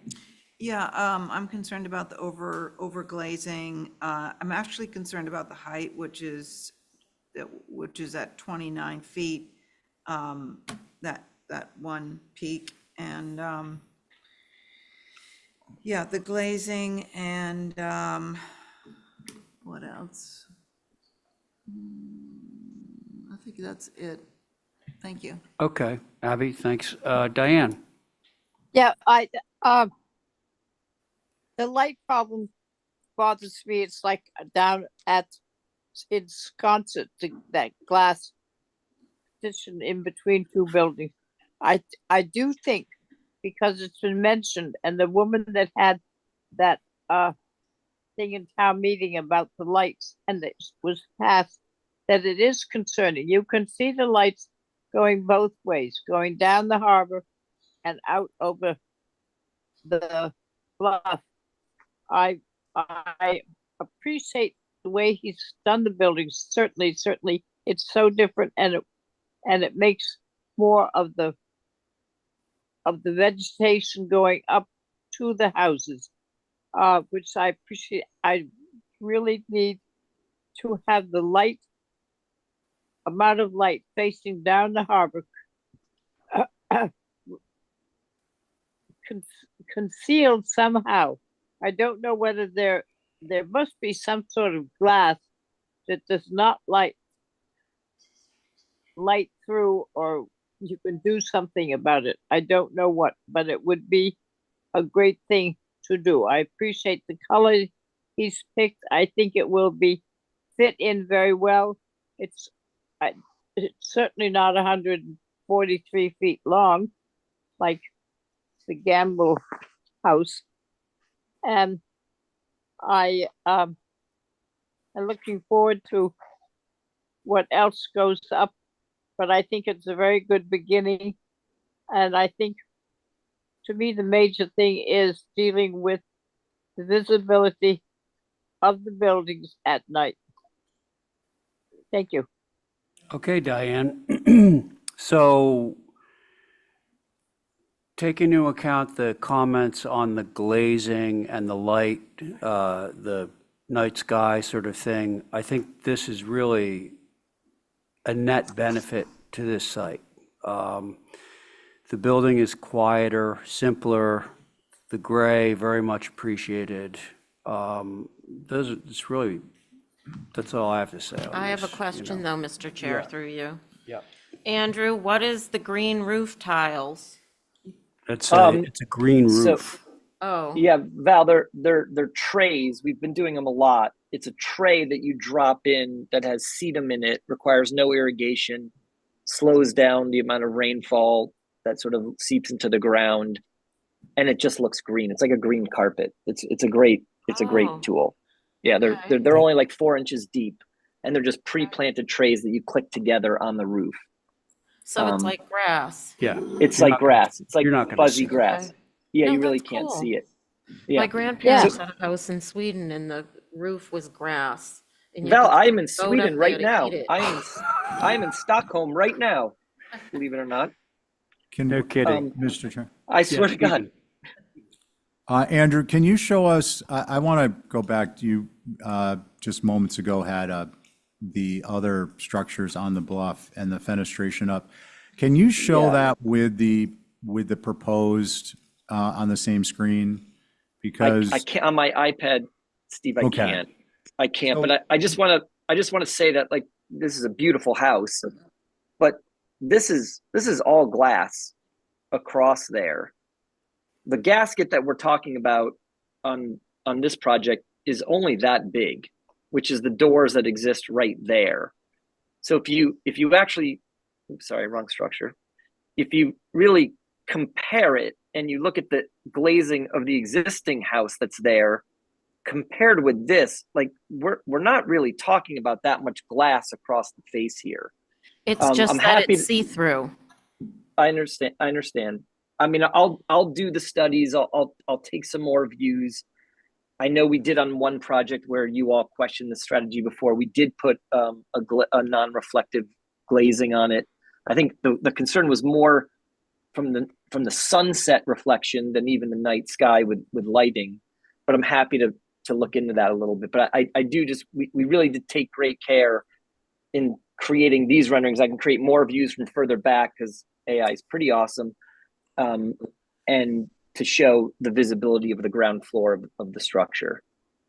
on those comments, Andrew, through Mr. Chair, I think my concern is a little bit of it's been taken away looking more closely at the neighboring properties. I think relative to the proportion of those structures, this is, almost, well, it's certainly less than half, maybe less than a third. Even this house, the existing house. Yeah, but having said it, the concern may be more along the lines of the relative proportion of fenestration to the massing you are proposing. I think that's still valid and reasonable, and I appreciate the fact they're willing to do a little bit of studies with us on that. Thank you, Andrew. Yeah, Okay. could I just add to that point? Yeah, go ahead. That the doors proposed are like 9 feet, and that they're going to, if they're lit up, they're going to show as a tall, narrow door, and that's not what our usual size is. So it's going to, I'm just saying, it's going to read as a more modern square of light rather than the norm. If, God, help me out here. And I'm Reverb. reverberating. Yeah, how's that happening? The comment wasn't appreciated, so the reverb came through on the microphone. I think. Mr. Chair, I'm sorry, I want to tailgate on Go that. ahead. It occurs to me when a light bulb goes off, no pun intended, that when it's dark out, the relative masses are obliterated. And really what you're going to see, Andrew, what I'd like to see is, if it's possible, is what that bluff looks like lit up and what yours looks like lit up, because really what you're going to see. We can do that. These points of light only. All of them. Yeah. And this is going to be substantially smaller. So, if I'm potentially in error, I'm not afraid to admit that. Okay, thank you. All right. Should we move this? Should we just hold for revisions? More information. More information. Okay, sounds good. That is Stephen's motion, to hold for some more information. On that motion, Val? Aye. Abby? Aye. Diane? Stephen? Aye. That was Diane, and Stephen was an aye, and I'm an aye. Okay, so guest house now. Thank you all. So we're moved to the guest house. Sorry, I'm jumping around just to refresh. This structure will have 0 visibility from the north, 0 visibility from the west, 0 visibility from the east, and a little bit of a peak of visibility coming through here. So I'm just going to go back to this rendering to give you a sense of what this looks like set back into the landscape from the water and the view that we took along the south here. This is generally the guest house back here. Now, it is very possible some of this vegetation is a little bit lower, but nevertheless, there's almost virtually no way that you can perceive the structure in its entirety around the site. So it's located generally in the center portion of the site. We think it is all one story. This is the side that faces north. It does have large pieces of glazing. I'm not going to deny that. But again, the north has zero visibility to it coming around. This is the south elevation here. You'll get kind of a peak of this roof across here. This is a fairly extensive piece of glazing. Again, I can't hide it. It is there. But the rest of the structure, I do feel is incredibly simple. And I actually quite love it. I think it's, this one story, the ridge heights dance up and down. I think it speaks to additive massing in a way that, quite frankly, I've never done before. And I think it sits nicely into the site. So that's all I have to say. All same colors, gray, parged chimneys. Thank you, Mr. Chair. Yeah. Okay, Andrew, thank you. I forgot to ask, on your application for these buildings, you put the trim color down as, I think, light gray. Yeah, well, let me finish. And you have the sash and doors as dark gray. I would love the next time around to get more specific on which grays exactly you mean. We will do that. I'll do it with an image. As part of the record. Yep. Okay. All right. So to the board. I would like to ask him, Ray, a question. Yeah. On the guest house that we are looking at, it is a one-story guest house, right? Correct. That's what I see.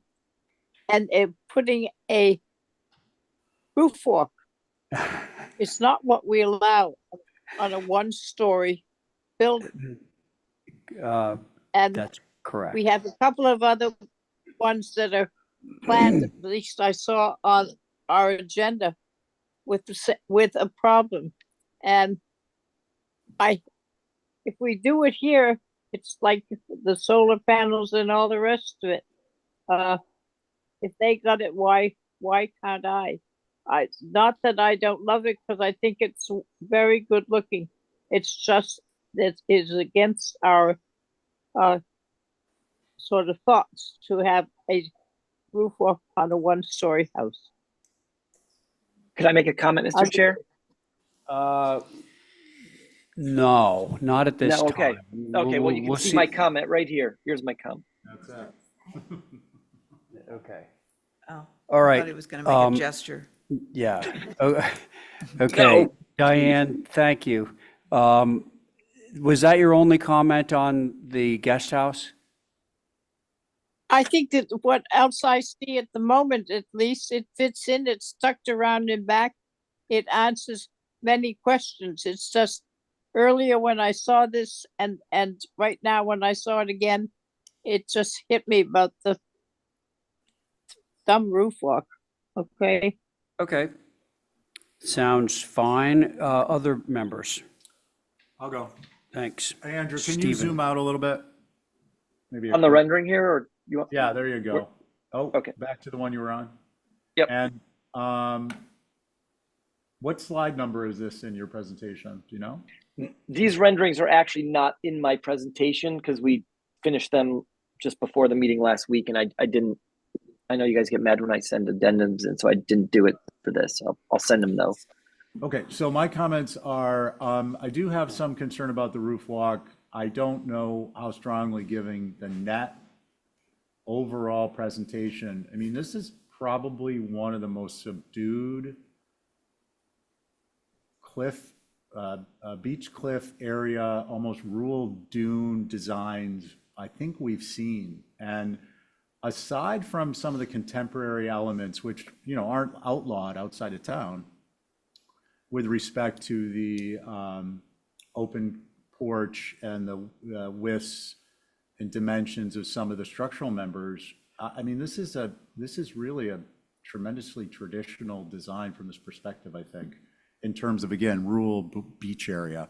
So those are my comments on what can be seen of the structure that's before us, this current application, in the context of the overall. And I would, if there's strong resistance to the roof walk, I would support visiting that at a later date, maybe once stuff's framed out. Okay, good idea. Thanks, Stephen. Who's next? Got Abby and Val. I don't have much more to add. I do agree with liking the simplistic masses. It's again connected by a little glass entryway, but I guess that's the way the world is going, and I just have to get used to it. Okay. Val, thank you. Abby? Nothing to add. Okay. I actually like, just to be safe, I like the idea of holding the roof walk until it's framed up. Excuse me, sorry, so we can check the visibility on it.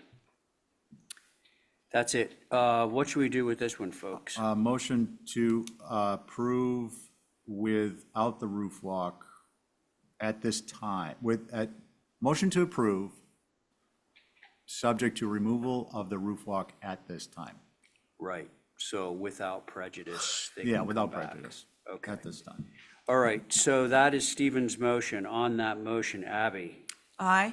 Thank you. Val? Aye. Diane? Aye. Okay, Stephen? Aye. And I'm in favor. So you got one. Thank you.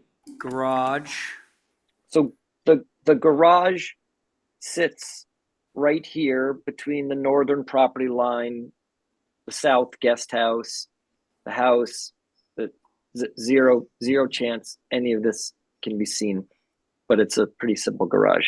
But it does have garage doors on both sides. So. okay. And Mr. Chair, I just want to clarify one thing. The grays will be finalized for all applications with the main house application when I come back with clarity. Fair? That sounds, So- yeah, that sounds great. And if it's anything out of the ordinary, just bring some color. Samples. Okay. Mr. Chair, Yes, Holly. through you to Andrew, could you email that, your presentation to us so we have it, please? Oh, You will have it tomorrow morning, Holly. Thank you, Yes. sir. Okay. So we are back to the garage. Comments on the garage design? No concerns. That's Abby has no concerns. Who's next? I did it, I say the same. You say no concerns? Right. Okay. Diane, Stephen. If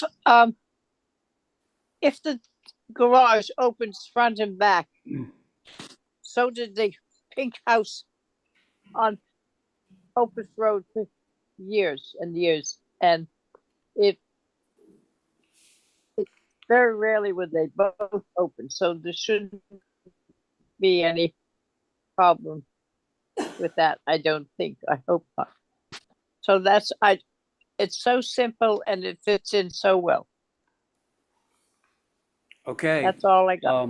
All right, so that leaves Stephen. Motion to approve is submitted. There it is. There's a motion to approve a submission submitted from Stephen. On that motion, Val? Aye. Abby? Aye. Diane? Hi. Stephen? Aye. And I'm in favor. Mr. Chair, I do have a hand raised from Tobias Glidden. Oh, Tobias.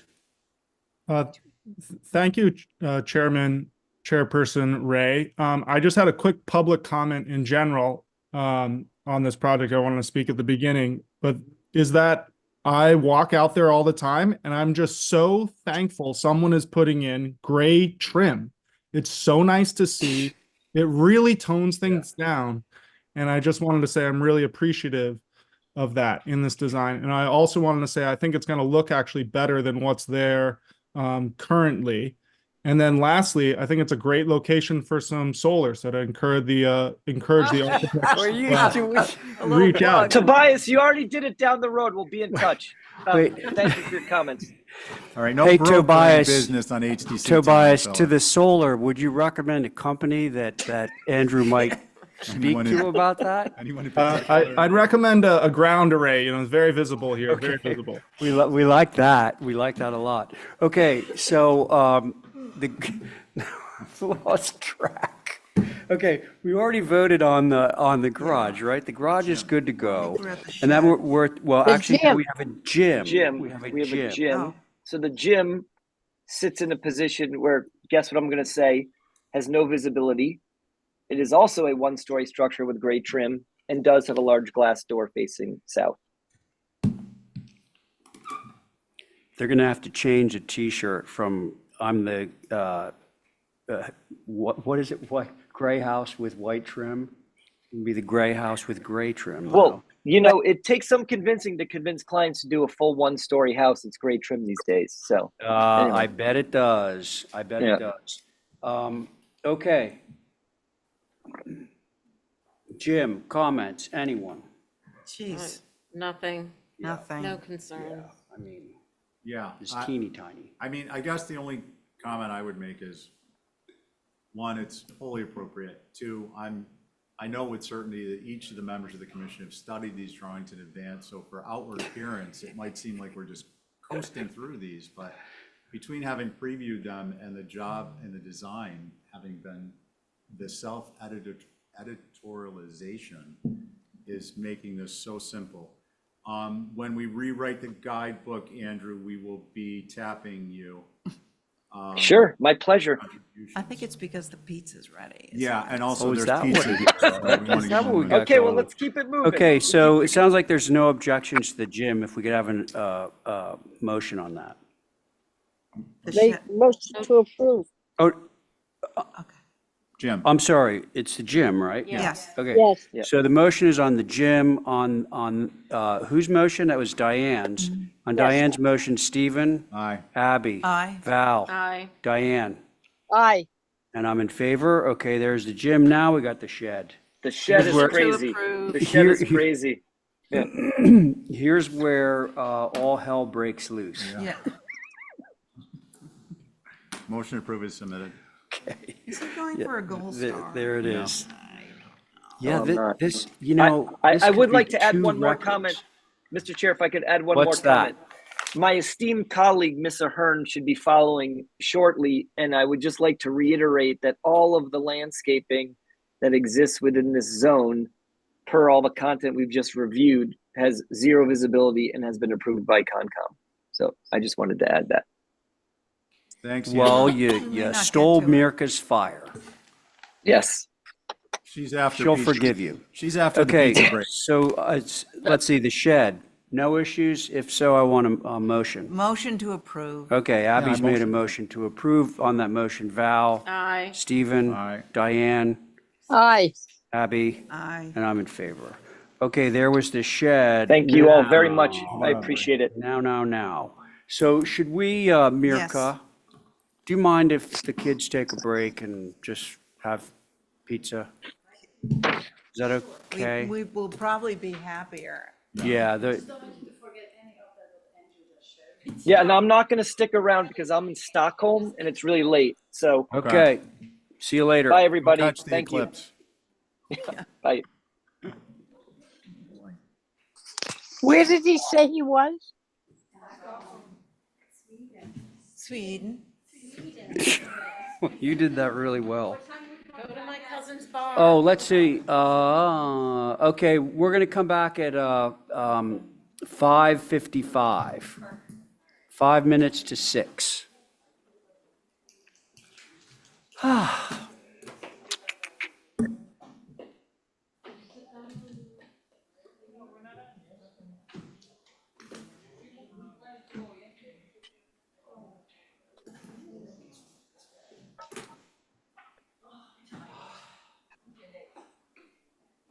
Oh, what a great idea. Thing to worry about. It was all too hard to deal with in the beginning. But making a plan with my doctor to add Precivision was easy.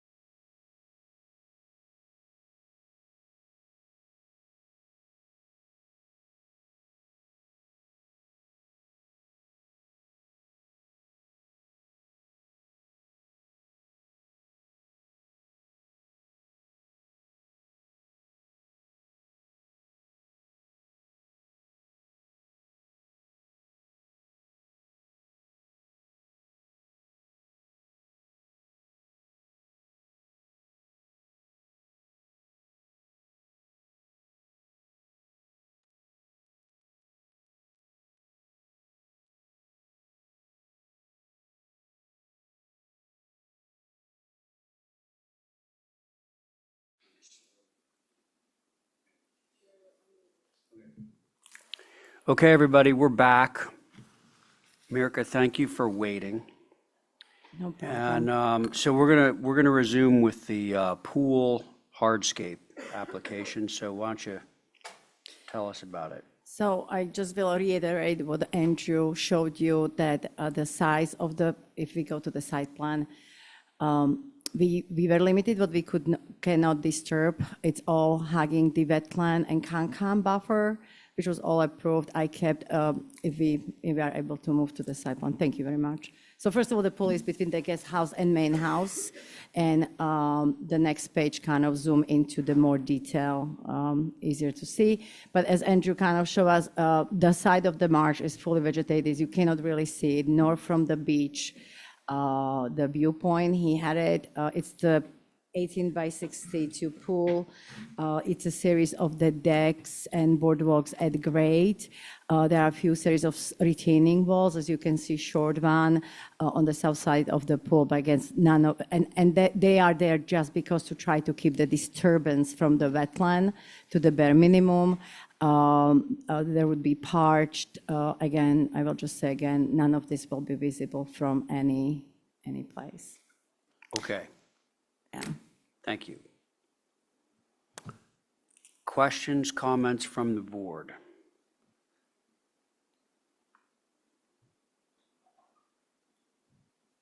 Given the visibility or lack thereof, I have no concerns. Okay. Val, thank you. I agree. Stephen's in. Me too. Diane's in. Just looking to see if they left anything out. They've got the gymnasium, the pool, garage, the shed. So That's up as separate I application. isolated pergolas because in the past you asked us to separate them, so I just submitted. So the motion on this would be that the pool is not visible from space at the time of inspection or thereafter. Well, let's see, Abby, any, Anything serious? Say no. you're good? Yes. Okay, so we can move it. So that was a motion? Yeah. Okay, Stephen has made a motion to approve this, our usual caveat, not visible at the time of inspection, et cetera. On that motion, Abby? No. Aye. Okay, Val? Aye. Diane? Aye. Stephen? Aye. And I'm in favor. And I'll write that on there. Okay, great. Next up, pergola. Thank you. Motion to approve is submitted. It's natural to What do you weather. think? Yeah, Mirka? natural to weather, you cannot see it. And just to be transparent, it's a two pergolas. One is between the main house and guest house. The other is near the existing tennis court. None of it is visible. Okay, thank you for explaining that after the motion was made. There is a motion to approve this pergola. Any comments or questions before I take it to a vote? Then I will do so. All right, on Val's motion, Abby, I'm an aye. Stephen, Aye. Diane. Aye. Thank you, Val. Val? Yes? Aye. There you go, and I'm in favor. Okay, Mirka, Thank you very much. thank you. Have a nice evening. Now, last item on this new business of March 19th is 108 Surfside Road, roof solar. Got somebody to rep? Tim? Tim's here. Hi, Tim. Tim, is he muted? You need to unmute, friend. Hey. There you go. Okay. All right. Now we're ready. Regular board, Tim, tell us what you want. We would like to put 2 rows of solar panels on the front of this newly erected modular home. Oh, I can't sit on this. Okay, it's fine. What? Connie. This is your project? I thought it was the parent. You good? You want to sit on it? Okay, Connie's on this. No Okay, Val. thank you. Mm-hmm.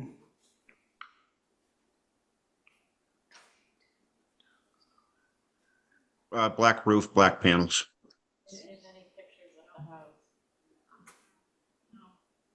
No pictures of the house? It wasn't erected, it just literally got put up, maybe a week ago, 2 weeks ago tops. Yeah, but you could have given him the elevation. Yeah, this is. I did go out and take pictures and it's really very minimal visibility. Well, if the, You can see the house now. Correct. Now, what I'm looking for is where they're situated on the roof. I think he said on the front. They'll be on the front. Did you say on the front? That is correct. Yep. Where, I'm not finding the document that shows me that. Oh, actually, Mr. Chair. Yeah. So I had this on my consent list and I didn't have a chance to follow up to see if we get some additional information. I did not see like a layout on the representational of where they would be on the structure on the site plan. You know, Tim, that's kind of the most important part of what we review. Oh, yeah. Well, We need that to know page which right roof there. plane. What? Right. Yeah. All I did was I showed a blue blob on the site plan, basically on the Google Earth page, just one page up. Well, I didn't have much to work with. Yeah. I do see that, but it looks like the solar panels are like placed on top of the pine trees. Exactly. Right. It's a. So how it's an about aerial we model. you get us, Tim, just get us some more information, okay, so we can actually know what we're reviewing. Okay. All right, so let's hold for more information. Is that a good idea That's at my this point? motion. Okay, so that's Abby's motion. On Abby's motion, Stephen? Aye. Connie? Aye. Diane? Aye. And Abby on your motion? Aye. And I'm in favor. Okay, sorry, Tim, but just get us some pics and show us where what roof planes are appearing on, okay? Yeah, I think you got. Okay. So it won't be this coming Tuesday. It'll be the following. I can give you the elevations, Tim. Okay. Thanks What for did that. you just say, Tim? Oh, I said, so it won't be this coming Tuesday, the 16th. It'll be the following Tuesday. We'll have you back on next Tuesday, okay? Oh, right, yeah, sorry, no meeting next Tuesday, sadly. Yep. The following week, okay? Okay. See you then. Thank you.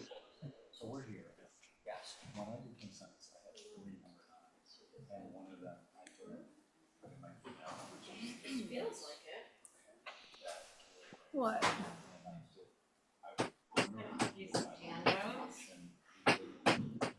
Fun. What are we on? 22 Pleasant. It's a consent. I just want to see how you can move it into the agenda. Sandra. Thank you. Yes. I am. Okay, so before we get to the old business of March 26th, Stephen's going to make a motion on what apparently should have been on the consent agenda but didn't make it.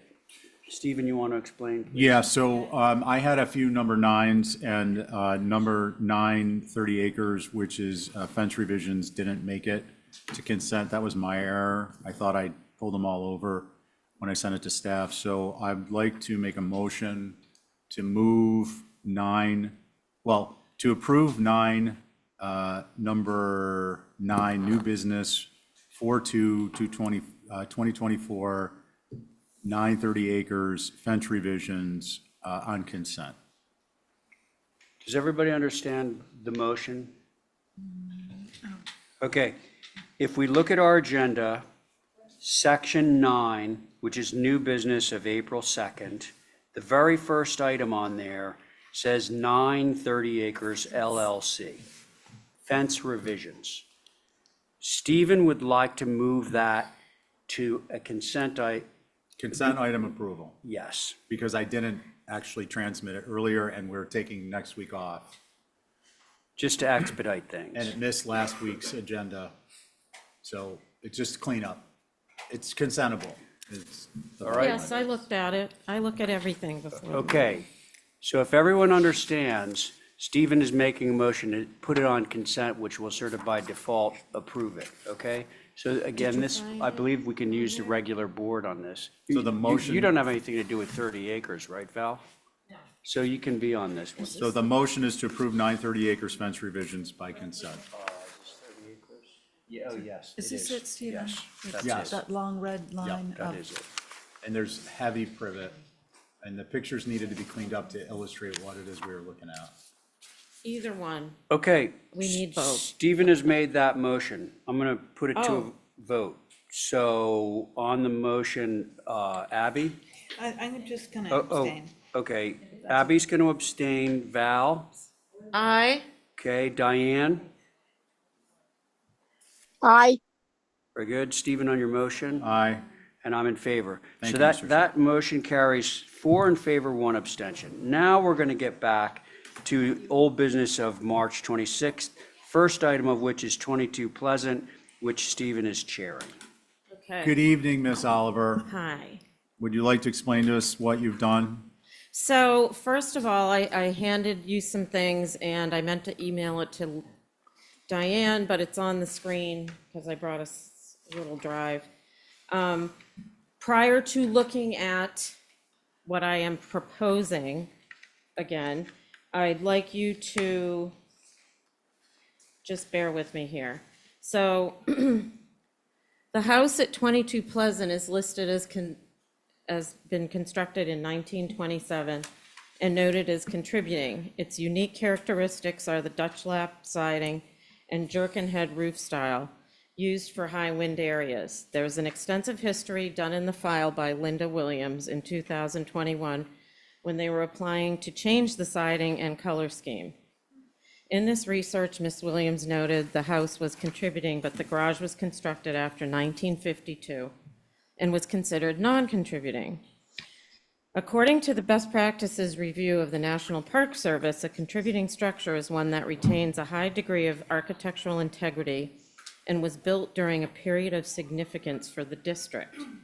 The garage is a nondescript rectangle of 304 square feet and has the Dutch lap siding to match the house, even though it was built 23 years after the house.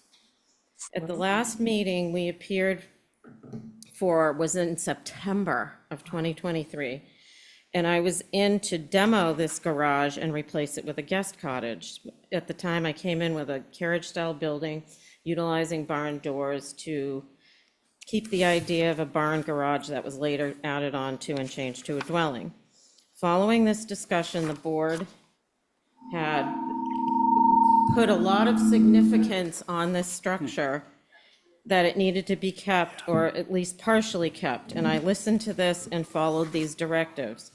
We are suggesting keeping a portion of the garage on the front to maintain the human scale of that building and adding to the structure a small dwelling unit. It is important to note that since we were last here, the property has been divided or is undergoing an 8141L, and it's going to be a completely different parcel.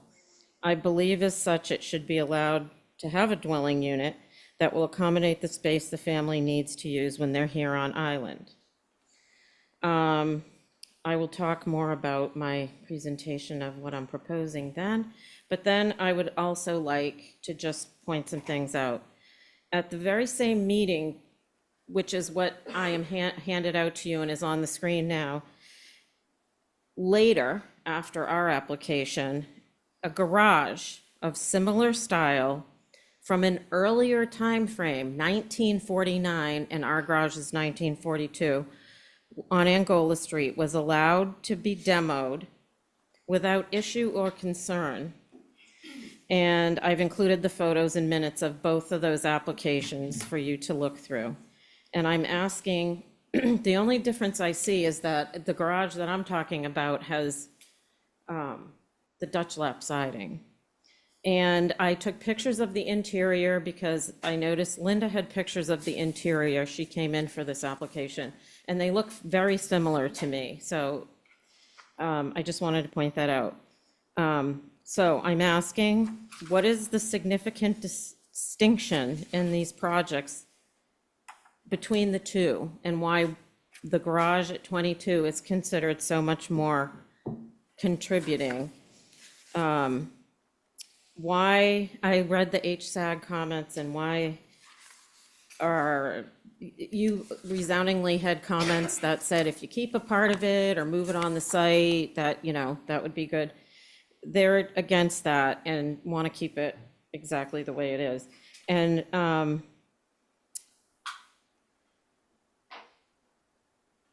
yeah, I guess I'm just asking what the difference between those two mindsets were so that I understand why one is considered so significant. All I can see is the siding that's different, and it's a later time frame.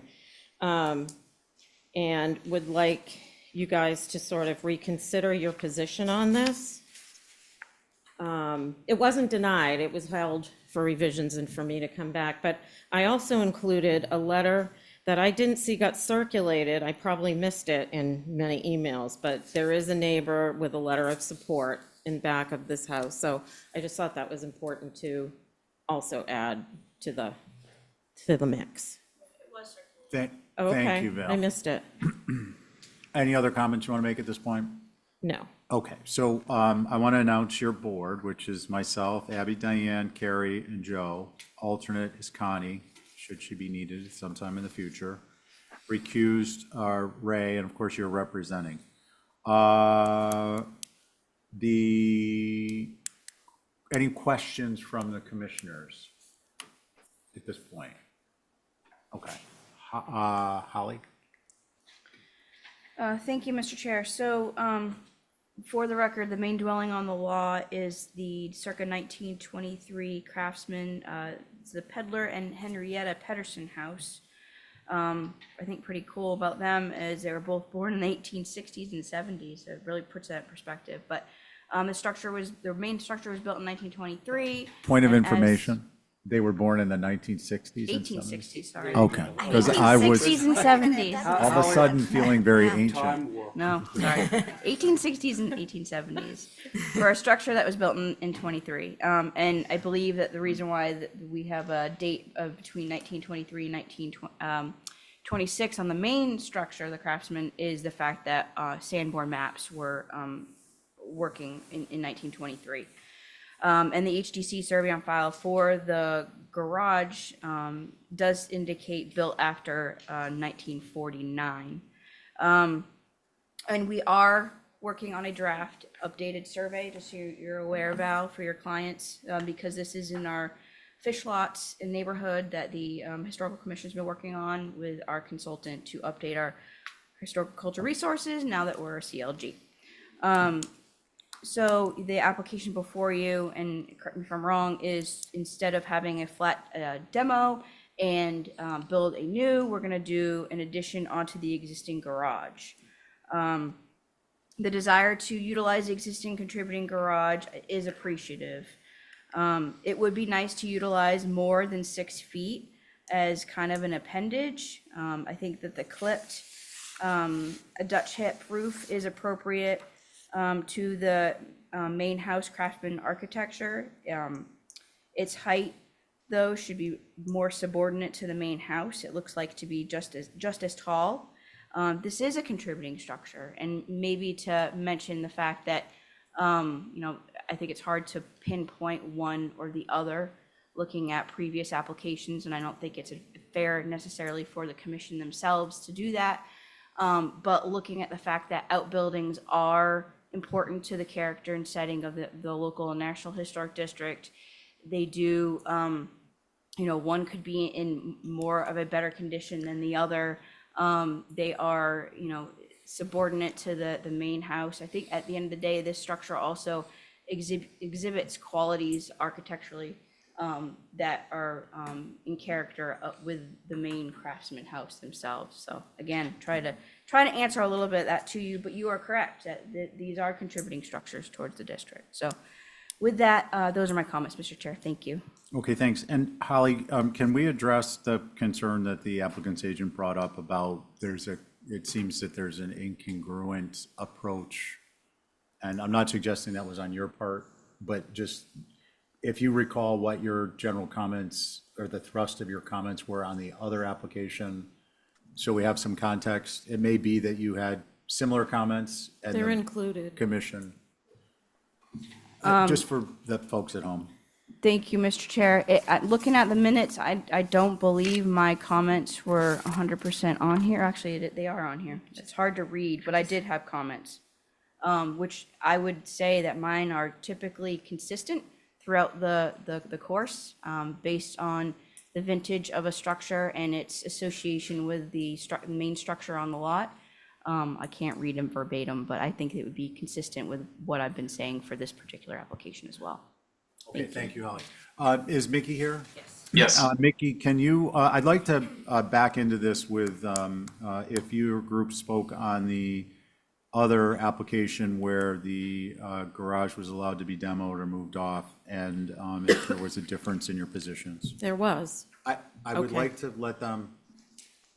So this is all new material for me. I didn't see this earlier, so I don't really know what we said prior to this, and if Val has it, she can read it. Okay. On the Angola Street or Candle House Street demo of garage, HSAG had no concerns. And Holly said the garage is considered contributing. She is consistent about that, having been based on a 1949 Sanborn map, suggests the difference between what's being retained and demolished should be clearly defined in the plan, expresses doubts that the salvageability of the garage in its current condition. But I did bring those photos, and then I brought photos of mine. So anyway, you had no concerns. Okay, thank you. Mickey, do you want to supplement that at all? And then we'll move on. I'd like to read our comments regarding this application. So at the previous review, the board expressed a preference for retaining the existing building and incorporating it into a combined structure. This addition overwhelms the small existing garage and leaves only about 6 feet of garage length. It kind of looks like a house with garage doors on the front of it.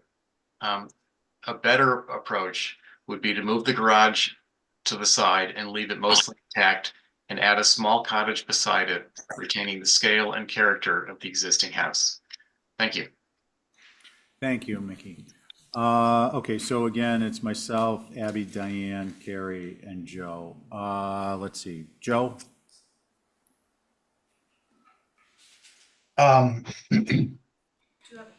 You want me to go first? Actually, Joe, I'm sorry, we're gonna take, Holly just mentioned there is somebody from the public to speak. Okay. Individual from the public, please identify your full name and street address for the record. Thank you. And you're muted. Oh, hello. This is Jeff Shapiro, and I'm just trying to sign into the meeting for later on. So I'm sorry if I interrupted this. That's okay. That's okay. So hang tight. And what number are you? Just what we got you on the line here. Well, it's under 12 West York Lane.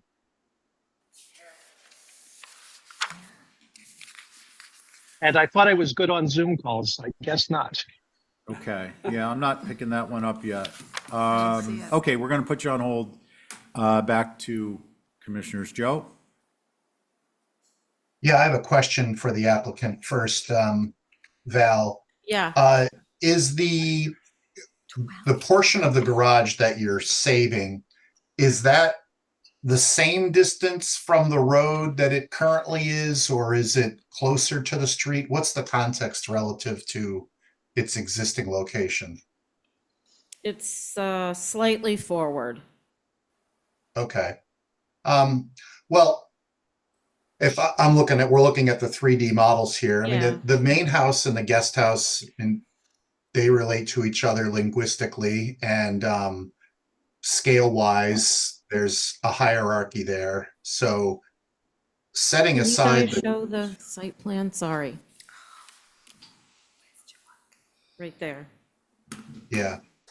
But I do think that it would be too many converging thoughts here. I think the overall approach, like from a design perspective of the secondary structure, feels appropriate to the relative to the house. So it really comes down to whether or not the garage is contributing and worth saving part of it. I think that you could use a little bit more of this garage structure. The thought I had when I first saw this application was the garage doors that are left there that aren't really being used as garage doors. It does, I guess, at a quick glance say this is the former garage, but the curb cut doesn't align with it and the cars move. So it made me wonder whether or not there was an opportunity to save more of the garage structure and have it creep closer to the street. But maybe you don't need the garage doors on the front. Maybe it's some simple fenestration on the front, but you get more of that single story mass of the garage retained versus the 6 feet of it, as it feels a little, the site plan and the approach to the addition feel a little incongruent because of the existing garage door being there. Overall, I think that the scale relates and the detail relates, and I think it's an attractive, appropriate guest house. And I think if you could incorporate more of the garage structure, it would be appropriate. I'd actually love to get rid of it completely. Anyway, go ahead. Anything else, Joe? No, those are my comments. Can I go? I'll Go go. ahead. Carrie, and then Thanks. Diane. Sorry. I actually think the thing that made the garage sort of necessary to keep or whatever is the siding, and you're using the siding in the cottage. The roof, you're mimicking the roof style. And for me, I almost think the roof of the garage should go and it should just be a shed roof. There's a skinny little thin shed roof mass on the main house. It looks like it's a bay window sort of thing. And if this garage, it's only 6 feet, it looks like very useful space on the ground floor, and it helps ground the building from being so tall that maybe you just roof it in a shed, because it does look funky. It looks like you've plopped a house on top of the Wicked Witch of the East. And there's this piece left over sticking out. And I think you've done a great job to integrate the architecture. And I can see just a simple shed roof, and you don't need the garage doors either. Maybe some sort of windows that are high, maybe, I don't know, some sort of detailing in the siding that is reminiscent of the garage doors, but maybe that's taking it too far too. Yeah, if you look at the pictures of the garage door that's there, it's an overhead vinyl door, so I don't think. Yeah, it's nothing, it's painted bright blue, I think, which is. No, it's gray now. Oh, it's gray now. It Okay. was blue. Yeah, I'm thinking of that past. Okay. Anything else, Carrie? No, that's it. Okay, Diane.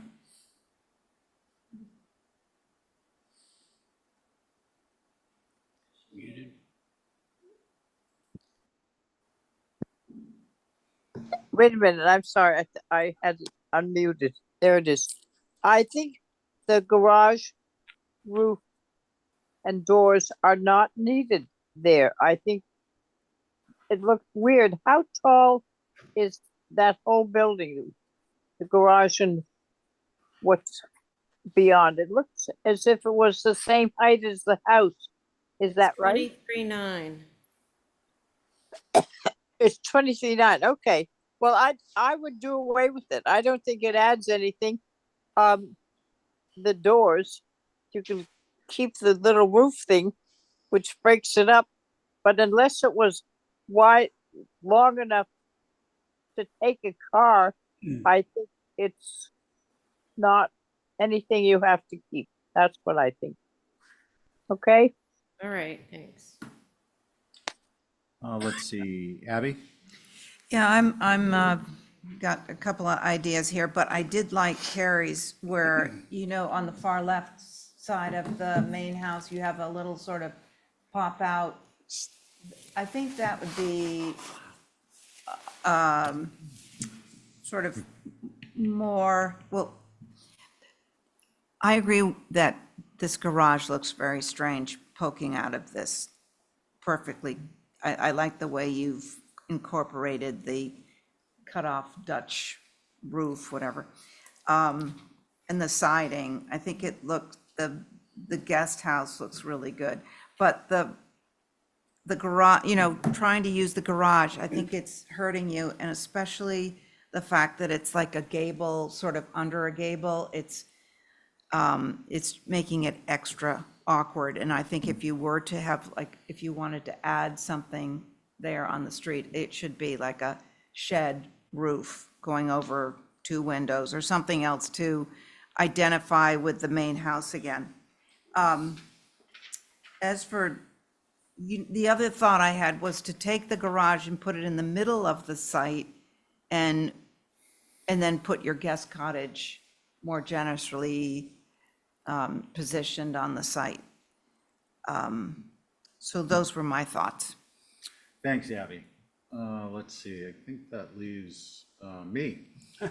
I think my only I agree with the jettison the garage part. If it's not going to be materially intact, this isn't Codfish Park where we did that. Small scale, retaining a small scale perception, at least right along the street. If this is a different setting, I think that the character and setting, contributory factors, it's a totally different animal. And on the garage, I would suggest that it would be a advertised move, given looks like it's in pretty decent shape and somebody might want to salvage it, if that works for you guys. On the design, I agree with the comments. Shed roof, I would like to see it back given its location. And I think burying the window header into the fascia would help with the height on the second floor. Okay. Do we have a motion for minor revisions? I think that's a good idea.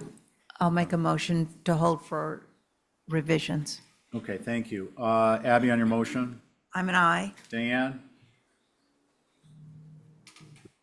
Joe? Aye. Aye. Aye. Cacophony. Gary? Aye. And I'm an aye.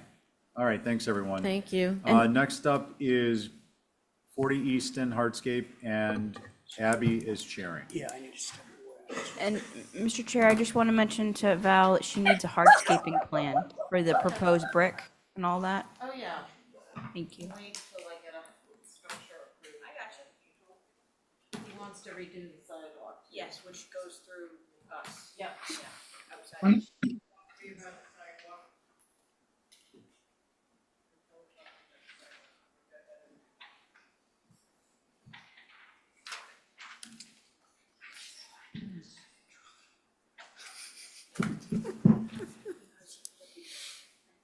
Where it is.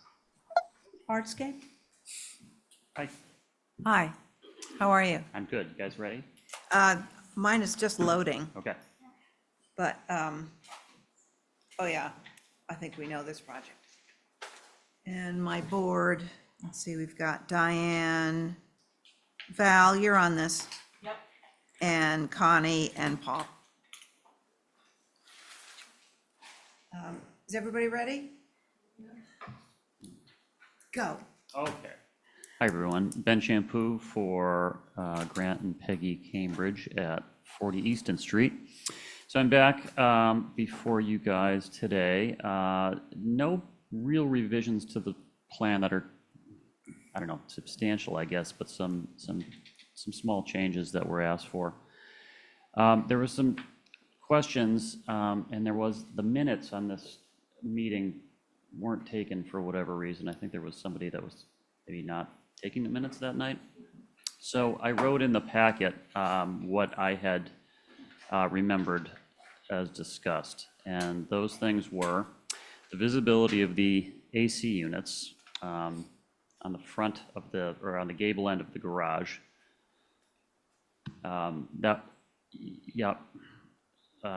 Yes, that Right, that's the gable, or no, I'm sorry, it looks like a gable end in the picture, but it's where your cursor is, it's that building. So there's AC units that are going adjacent to the windows on that, on the face of this building here, the garage building. And I had a hedge planned along with some columnar trees, and it was suggested that we beef that up with an architectural structure. So we worked to just incorporate a 5-in-1 cedar board fence to screen those further. There was also some pushback on the driveway gate. However, you know, in visiting some sites down on Easton Street, I did notice some examples, particularly one right next door, where a new white gate has just been installed directly next door to this project. And I know the owners are very, they want very much to have a gate on their driveway.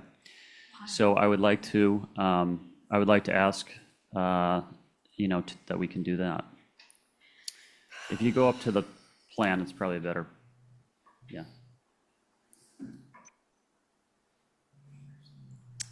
Yep, and there are some examples at the top where I show the white gate next door.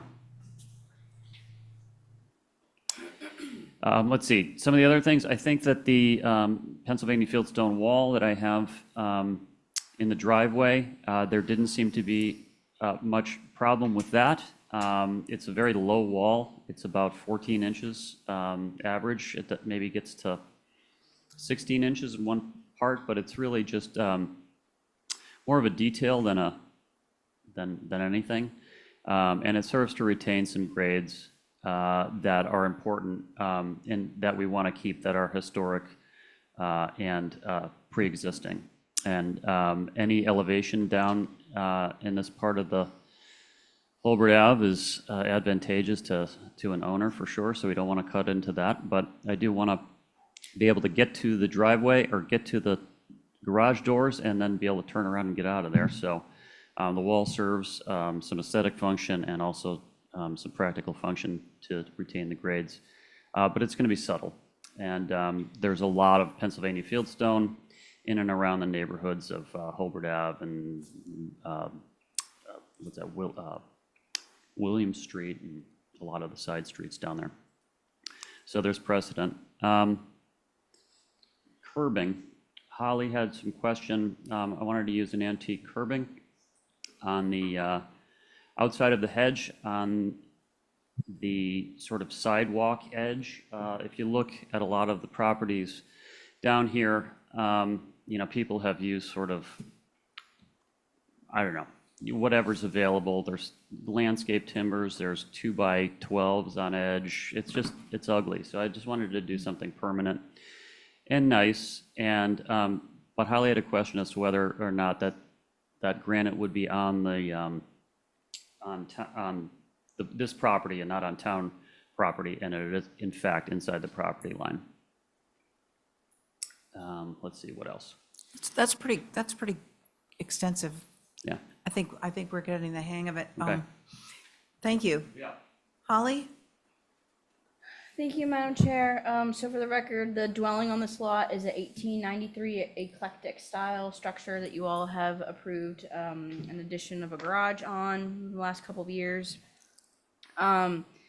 Last time I had mentioned that the Belgian block apron is appropriate to the character of this side of Brant Point. However, that the driveway dimension should be provided in conformance with the zoning bylaw 139-20.1 with the apron depth of 10 feet, etc. Glad to hear about that the curbing is actually going to be on the property.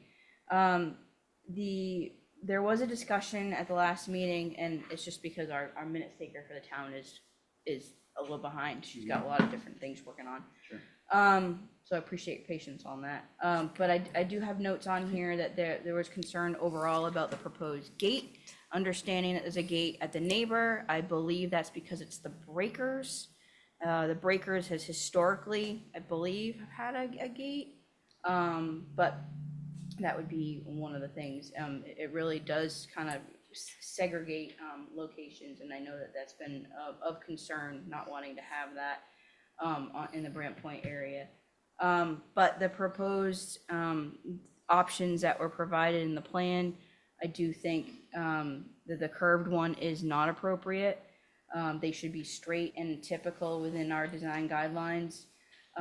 There was a concern of having options available. So I think having them with a much like our typical type 2 cap picket or something of that nature, and not a unique design, I think would be more appropriate. So those are my comments, Madam Chair. Thank you. Thank you, Holly. Mickey. Thank you. So again, the gate, driveway gates in the Brant Point area are extremely rare, and they should not become the norm. They reflect an air of exclusivity and block the open glimpses of yards and gardens that has been the standard for generations. So really don't want to see a lot of gates all over Brant Point, and this is one after the next. I think, we should really not be approving gates. The 5-in-1 fence across along this street, it's sort of it's an odd fence to put right in that location, right in front of a garage. It's sort of a short segment of it. I don't think it's appropriate. It's a simpler board fence would do the job of hiding the AC units just as well without the decorative top. And even better if you can move the AC units to a whole different location, so we're not having to screen them from visibility. So that's it. Thank you. Thank you, Mickey. Board members, anybody ready? Thank you, Joe. Sure. I agree with Mickey's comment regarding the 5-in-1. Even though it's not on the street, I do think the simple board fence would be fine, because I was wrestling with it's a strong, recognizable detail. The top part of a 5-in-1, it's a little bit suburban, and it felt like I like I think it's called the personnel gate.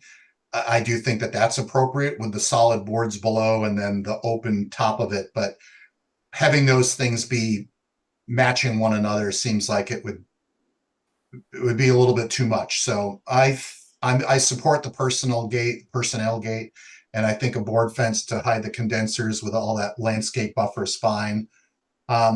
Regarding the gate at the drive, I'm glad you're not doing the gate that's at 42B Easton Street, which really just feels like a tall fence.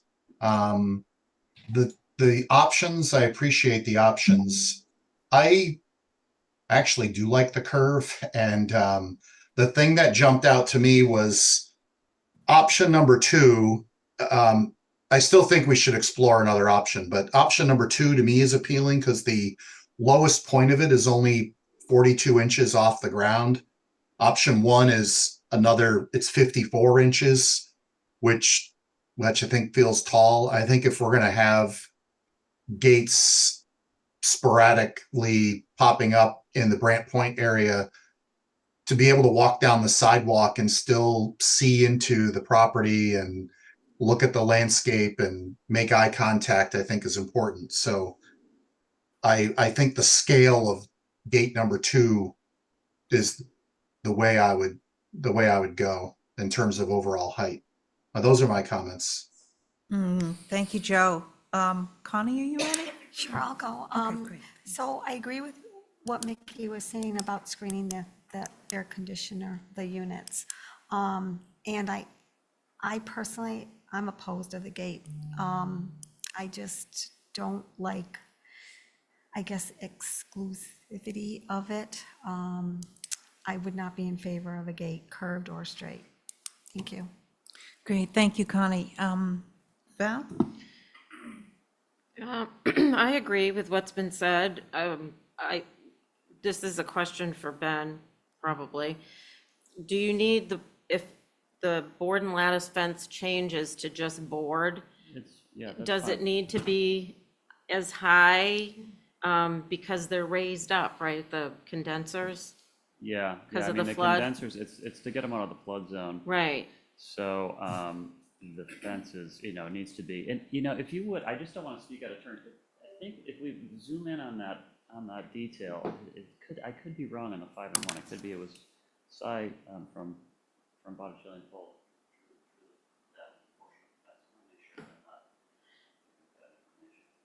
Well, it says 6 feet. Right, yeah, that's what it really has to be to get up over the top of those. So, yeah, just, if you could zoom into the detail of the fence that is on that. Make sure that-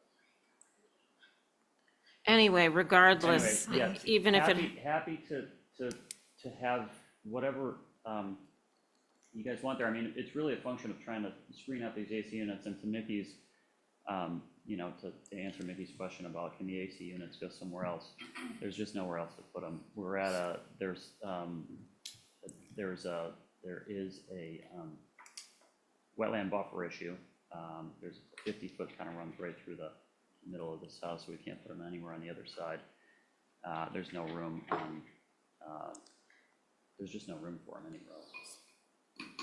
okay. So I agree with just a plain board fence instead of the lattice, whatever height it has to be. Sure, yeah. And in terms of the gate, I'm mixed on this. Could it just be as simple as looking like it's a continuation of is there a fence in the front, like a picket fence or no? I think to Joe's point, something less high. Oops. Because it's not for privacy, right? It's really just to keep people from turning around in the driveway. There's Yeah. a lot of, I think that it's not, I don't think there's any interest in like shutting out the public. But Yeah. it's more of a function of people down there turning around to get their boats and stuff, or to get their trailers for their boats. Yeah. I think that's kind of the driver of this more than anything.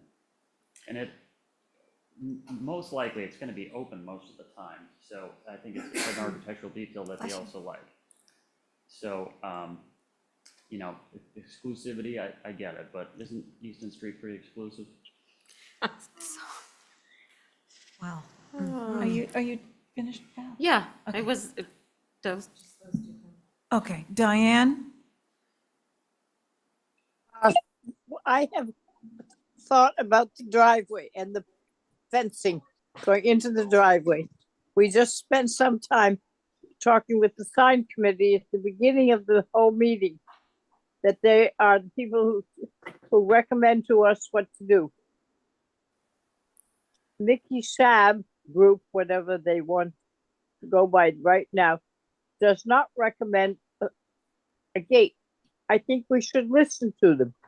It was mentioned once that a rope could be strung, just typical to go across the entrance if they want to stop people from going in. But we don't need another fence. Now we have 2 fences in a row. Then the next one will come up and we'll have 3 and we will have lost it. Our group says it shouldn't be there. Then let's try that and reduce the fencing at the air conditioning down to something that is less eye-catching. I think that what we do with the 14-inch high stone wall is all right. And we make, I don't know, it's very hard because this is getting stuck on my iPad. I don't know if anywhere. On the entrance in, how wide the entrance into the parking lot is. The parking lot is practically the whole front of the lot. And I can't see what the numbers are. I believe it looks wider than what it's supposed to be. I, I think that the front of this building facing on the street should be simpler and classic with what the other buildings are down there. And try and keep that as Pratt Point type of architecture and building lots, and not have a bunch of driveways, not have a bunch of fences that are not doing a business but are fancier. That's what I think here. Thank you. Thank you, Diane. Madam Chair? Yes. I had a recommendation. So, as you know, we have our building with Nantucket in Mind's addendum, Resilient Nantucket Design Guidelines based on flooding and adaptation. And in there, there's a chapter about not only porous surfaces for our hardscaping areas within floodplain areas like Brant Point, but also we have recommendations about elevating the required utilities like AC units. So I would recommend looking at that because the recommendation was not to have a board fence, whether it's decorative or not, that's 6 feet tall, but actually having some sort of, you've done lattice around them. There's examples that are outlined in the guidelines based on what you all have approved in the past, say down on Meter Street, what have you. So there is precedent of other enclosures to hide them, and I think that's something to pursue. I know it's on the facade of this historic structure, but maybe there's a way to incorporate it a little bit better than having a board fence. So that'd be my recommendation. Thank you. Thank you, Holly. Ben, so I think I asked you this last time. They can't go around the side? They can't go around the side. That's, I think they're the setback issues on that side. Okay, all right. Well, I agree. It should be a simpler fence to disguise that. And to Holly's point, it could be a trellis or something, just something simple so that it doesn't, it's not eye-catching from the street. And I'm sure you're going to make the screening so that we wouldn't see that. This is more of an added layer. Right, and I sort of like this idea of not having a gate because when I think about Easton Street, a lot of gates don't jump to mind. It is open and it is, it's it's a very friendly sort of approach. So that's the way I would go. What should we do with this? And I make a motion to hold for revisions. Well, it's pretty, it's, Yeah, I I'd mean, rather just wrap it up tonight if we I can start to think- interrupt. no, it's okay, but give us a chance to think this out. So it's the, it's the fence in front of the condensers, it's the gate, and, The hardscape? and the rest of the hardscape, but, Yeah. could, Yeah. the apron material is Belgian block? Belgian block. Yeah, and we do need dimensioning on this. So, yeah, if you look at the plan, the curb cut is pre-existing. So that is the width of the opening from the street. Okay. Correct. So I just matched that. It doesn't look overly large to me, especially Yeah, compared to. I think that going the down the opening at the street can be maximum of 22 feet. I think this is about maybe 20 or 19 or something. 20 max. Oh, 20 max. So this one's south of that. Yeah, I didn't notate it, but there is a scale on this plan as well. Okay, I didn't see it. So Joe or Val or Connie, what do you think? I think we can do something here. We could make a motion to, I would hold the gate without prejudice, just remove the gate from the discussion because I think if you're looking to have some progress this evening, it sounds like we have consensus on the fence, which is that becomes a board fence. And I didn't hear any issues with the other landscape elements except for the gate. So I would motion to approve with the 5-in-1 fence becoming a solid board fence and omit the gate from the application without prejudice. And you could come back if you wanted to show us some other precedents and some other options for the gate. Thank you, Joe. I have a On- question for Okay. Joe on the motion. The board fence height Oh, right. doesn't need to be 6 feet. And Holly what were you thinking, Holly? Is 5 sufficient? I really have to take a measurement, but that should be on here. I think we're just making it as tall as it needs to be, so there's no visibility. That's just enough to cover Just it, enough to so that when you're walking by, you wouldn't see it. I think we could make that stipulation. So on, is that okay with you? Yeah, I That was it- asking, she had some suggestions for, Well, I think she, Thank you, Madam Chair. I don't want to prolong this any longer, but at the same time, this is unique that it's not on the side, it's on the facade. That is something new that you all have not seen. Having a board fence right up on the front of this structure is odd. And maybe there's room for having the trellis around it like you would typically see, elevated so it's out of the floodplain, up on a pedestal, if you will, which you'd see on a side of a building, not necessarily on the front, and mitigating with vegetation underneath. I don't know what that would look like, but then again, that's where revisions come in. So I'm not too sure. So I would just say from a design perspective, do you want to see a bunch of little boxes, 1, 2, 3, 5? No, I think, It seems just a simpler I think we have to give a little bit of trust in this, that you would make it no taller than what is I needed. didn't 'Cause- I didn't have this fence in. This was sort of a reaction to the Right. discussion last. And we do have 2 screenings. We have the fence, and we have some kind of, I don't know what's in the bed there, but then we have the privet and trees as well. So it's and three some layers. trees. So I think we're good. So on Joe's motion, to take the gate off and to make the board fence, let's start it at 5 feet. Is that with an Exhibit A? Do we need an Exhibit A?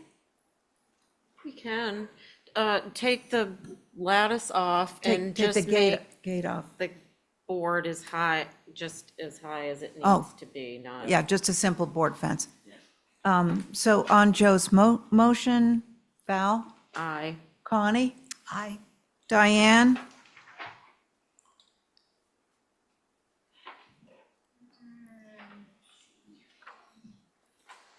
And I'm an aye. Diane? Oh, where's your little stamp up?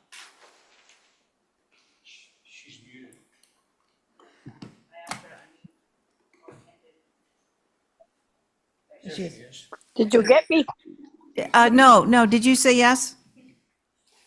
Yes. Thank you, Diane. I'm a yes on my motion. Sorry, Joe. I left you hanging there. You guys are all set. Yeah. Okay, now we're going to move along to 10 Easy Street. Robbie Newman. Is Robbie with us?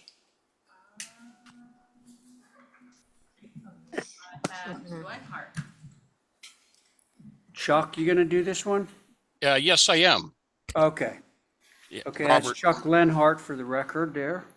great. And we're at 10 Easy Street. Your board is myself, Stephen, Abby, Diane, and Val. Okay, tell us where we are, Chuck. 10 Easy Street, I believe this was previously viewed, and they're looking to improve this parking area. And the board was somewhat critical of just a big expanse of brick. Correct. So the proposal is to add 2 center strips of cobblestone, or not cobblestone, but fieldstone that matches the fieldstone in use already for the walkway and stoop at the entry to the house. And so there would be 2 of those, and there's an example of something like that with a rounded corner. These would be square. And then also to soften that fence, they're proposing climbing hydrangea to be planted along that fence that will work in a very narrow strip and soften that view. And those Okay, are the Chuck. those are the revisions. Thank you. Great, thank you. Holly? Thank you, Mr. Chair. So for the record, the main dwelling on the lot associated with this is a circa 1933, actually a nice infill of the time. Appreciate the changes proposed with the fieldstone to match the existing fieldstone and brick. There should be the appropriate corner rounding and dimensions in compliance with the zoning bylaw, chapter 139-20.1. Matching the walkway material is appropriate. So I have no concerns other than fixing up the actual, dimension. It's very rigid, and there's no corner rounding indicating that should be there. So those are my comments. It's funny, you mean corner rounding on the inset, the fieldstone pieces? No, that would be on the brick itself. It's very rigid. So there's no actual You mean as it dimensionality approaches the to it. road? Right. Got it. And we also know that Easy Street is a one-way, so you're not gonna need it on the opposite side. You're only really gonna need it on the other side coming in. Chuck, you're good with that, right? Well, I just want to point out that this curb cut is existing. It already comes to the street. It's used as, if you look at the one photograph, they're parking there now. They're just parking in the mud. Oh, true. And the curb cut is already there. And so the sharp point actually meets the corner of that fence, which is the walkway up to the building. Got it. Chuck, can I ask a question? Yes, sir. Mr. Chair, through Yeah, you. go. Chuck, so just to say that a different way, what you've illustrated is not the portion of the apron that's within the sidewalk. You're showing the driveway only, correct? That example, we're In showing the plan view. Yes, sir. In the It's plan the view. driveway only, yes. Yeah, okay. So I understand what Holly's saying, and I understand what Chuck is saying, and Chuck isn't saying no to what Holly's saying. He's saying, I haven't shown that element that Holly's concerned about. Agree. Yeah. So look, in the drawing, what he shows is to this point. So what he's saying is that this point, the rest of it isn't reflected in the site plan because it's not theirs to modify, it's the town's. So I think he's trying to clarify that he's not modifying the apron, and you were concerned that if the apron were being modified, it'd be done in a way consistent, right? Yeah. Okay. Okay. Mickey? He is there, right? I'm sorry, I was muted. So Okay. this is an improvement over the solid brick. The only other thought would be to try to incorporate some grass into this somehow, because it is still a lot of brick right on the road. And I honestly don't have any suggestions for that, but if there's a way to get some grass strips or something in there to break it up, that would be an improvement. Thank you. Okay, Mickey, thank you. All right, the board, once again, myself, Stephen, Abby, Diane, Val, who would like to begin? I'll go. Yeah. I think this is appropriate, given what's there. It's a huge improvement. I'm good with it. I would agree with that. Okay, thank you. Val, next. Is any green proposed? The green against the fence, which would be the climbing hydrangea. Okay, yeah, I'm good with it. There's not much you can do down there, and it's all gonna be flooded. Water. Yeah. Okay. Exactly. So there you have it, Chuck. All of your work will be for naught. Not, yes. Okay. Abby, thank you. Let's see, Stephen, Diane. Nothing to add. Nothing to add. Stephen, Diane? What happens if you told them they could only have one car? Ha-ha. Well, the funny thing is they already have 2 cars. It's just the car is parked in mud as opposed to brick. I know Yeah. they've got 2 cars, but one would fit in, 2 don't fit in. But anyway, I guess we're stuck with what you come up with. It's unfortunate because it takes the whole front out of that house. Okay. That's it. All right. And I'm good with the modified proposal. Can I have a motion? Motion to approve as submitted. There it is. Val has made a motion to approve as submitted. On that motion, Abby, I'm an aye. Stephen, Aye. Diane, Aye. very good, Val, Aye. and I'm in favor. There you go, Chuck. Thank you. All right, thank you. Okay, Matt, your turn. 19 North Water, Lot 9. And then 10. 9 and 10. Okay. Let's check our board on this. Myself, Stephen, Abby, Diane, Val. So it's the same, your two are going to be the same board that we just heard from. Okay. So thank you, Mr. Chair. So this is, we're doing lot 9 first? That's what's up? Yeah. Okay.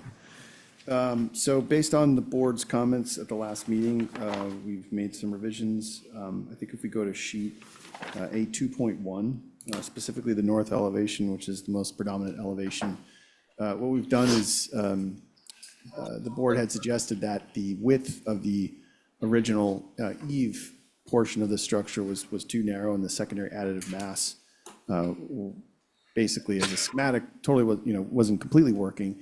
And so what we've done is eliminated that secondary additive mass and widened the overall composition, so it's more in line with some of the other examples in the area, immediate area.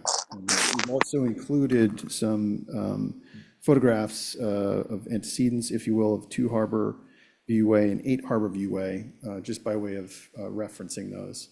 Specifically the third floor gable, which we think is indicative of the Brant Point area and something that we were intentionally trying to emulate. This is the only structure of these 5 that emulates that detail and style, which we think adds to the overall variety on the street composition. So, like I said, we've made that wider. We've also omitted the roof walk, which the board had requested. We went from a single double hung to 2 smaller double hungs, 2/1s, again, utilizing the existing Harbor Viewway structures as a reference point. I think those are the majority of the changes. We made some secondary changes on the side elevations, the west, just in terms of that existing deck detail. We previously had it cantilevered. We just made it, it's no longer cantilevered. It's supported by a column and a post. Again, I think that portion of the structure is not going to be overly visible because it's set so far back from the road. The rest of the changes are fairly benign. I think I covered all of them, and so the interest of brevity, I look forward to the board's comments, Mr. Chair. Thank you. Love the brevity. Yeah. Thank you. Holly. Thank you, Mr. Chair. So for the record, this is an infill for the Harbor, it used to be the Harbor House complex. Used to drive in with the houses flanking on either side.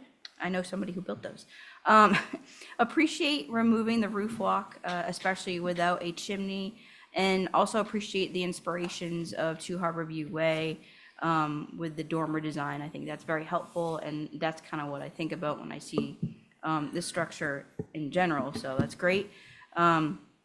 And also appreciate the removal of the cantilever on that side elevator. So I think the changes are appropriate, so thank you. Holly, thanks. Mickey, your turn.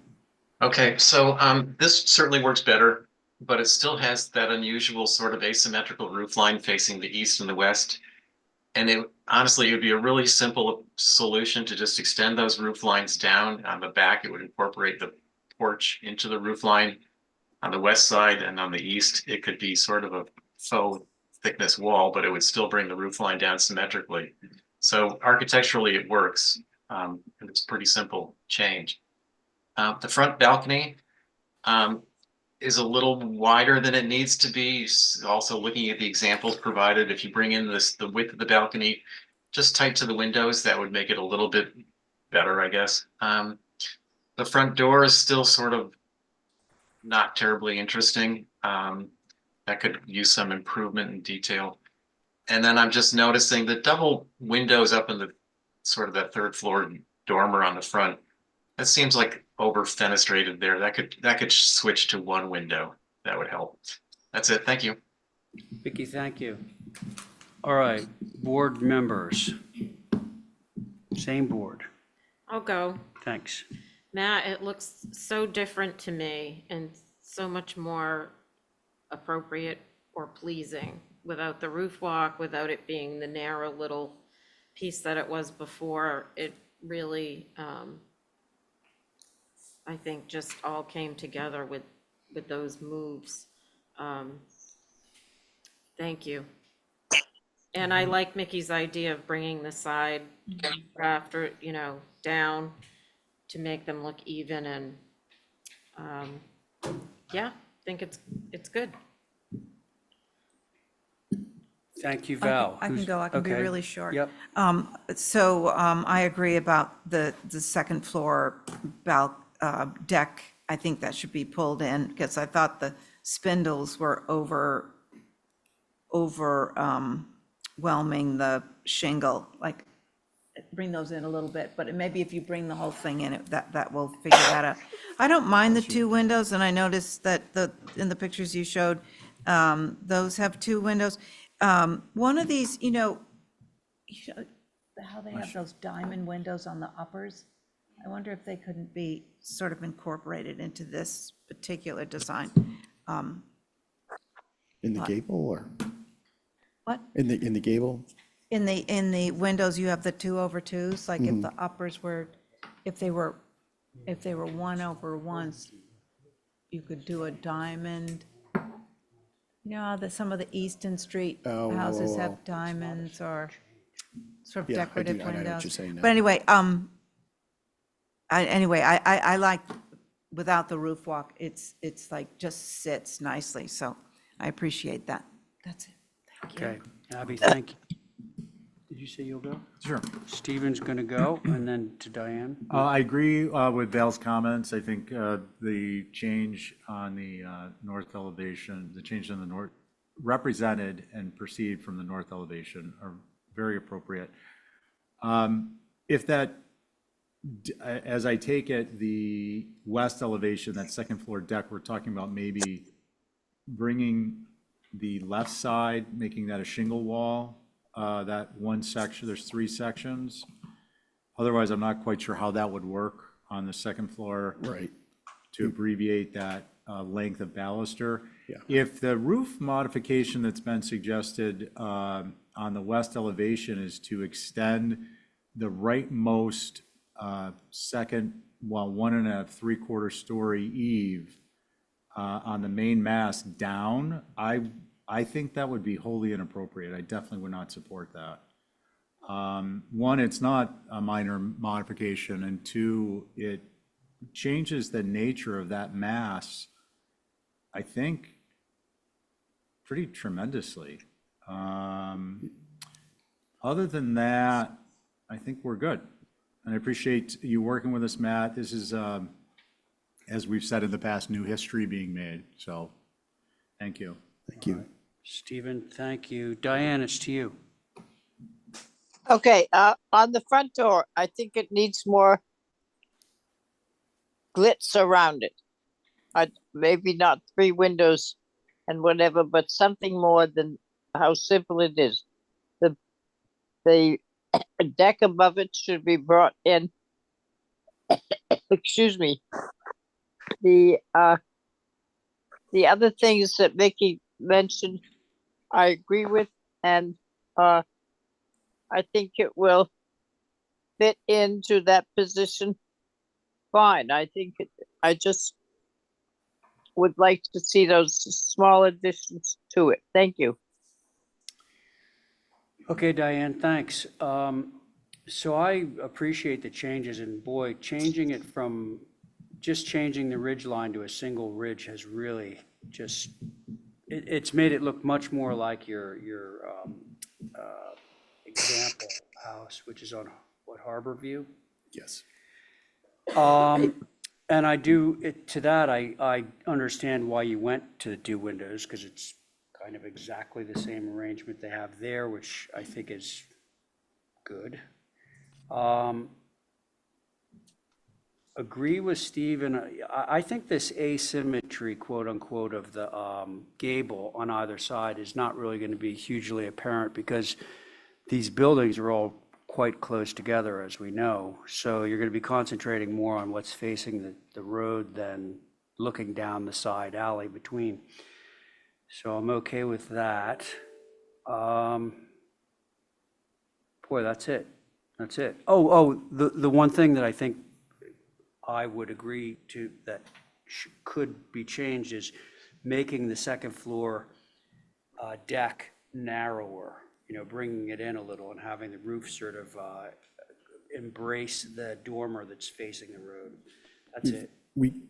So thank you, Mr. Chair. So we can reduce the width of the deck per Mickey's suggestion, so we bring it in to align with that window casing. And then I think to Stephen's point, we would probably omit the vertical balusters flanking. So it would basically just be the center section would have the open balusters.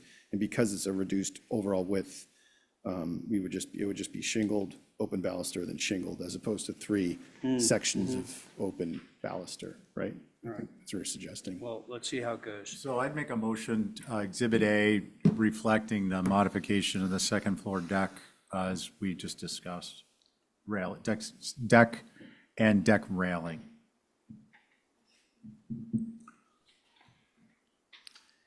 I'm an aye. Okay. On Stephen's motion, Abby. Aye. There we go. Let's see. Val? Aye. Yeah. Diane? You're not going to add anything to the front door? It looks like the other one, Yeah, I to think it's Harborview. okay. And I could, Yeah. I was going to Okay. offer to come back, Mr. Chair, with some door change. Yeah, do a necklace window. or Thank something. you. Okay. Wait, Diane, are you in on it? Yep, he said he would do something. Okay. Thank you. All right. Thanks, Stephen, on your motion. Aye. And I'm in favor. And thanks, Matt. I did want to address the front door, and Yeah, thank we'll you for come bringing back. it I just back. figured. Appreciate Yeah, I instead of mean, holding up. it could certainly be better, but Yeah. it's not grossly inappropriate. Okay, now let's move to lot 10.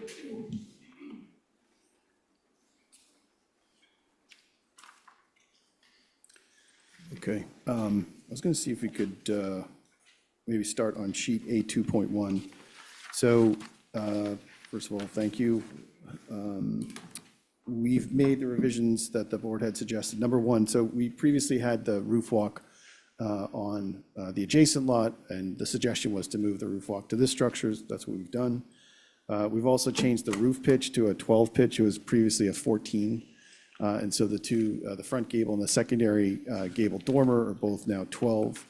And then the cross gables were something that the board and I think Mickey had suggested that we try to make those less disparate, if you will. So we had a 14, and I think we had maybe a 6 or a 7 pitch for the cross gable. So we've changed the steepness of the cross gable and reduced the primary street-facing gables per the board's suggestion. We also altered the pitch of the wraparound hip roof to make it a bit steeper, I believe. And I think that is the majority of the changes, Mr. Chair. Thank you. Okay. Thanks, Matt. And Holly? actually, could I also we have some perspectives too that show the streetscape, if that's helpful, on sheet A 2.4.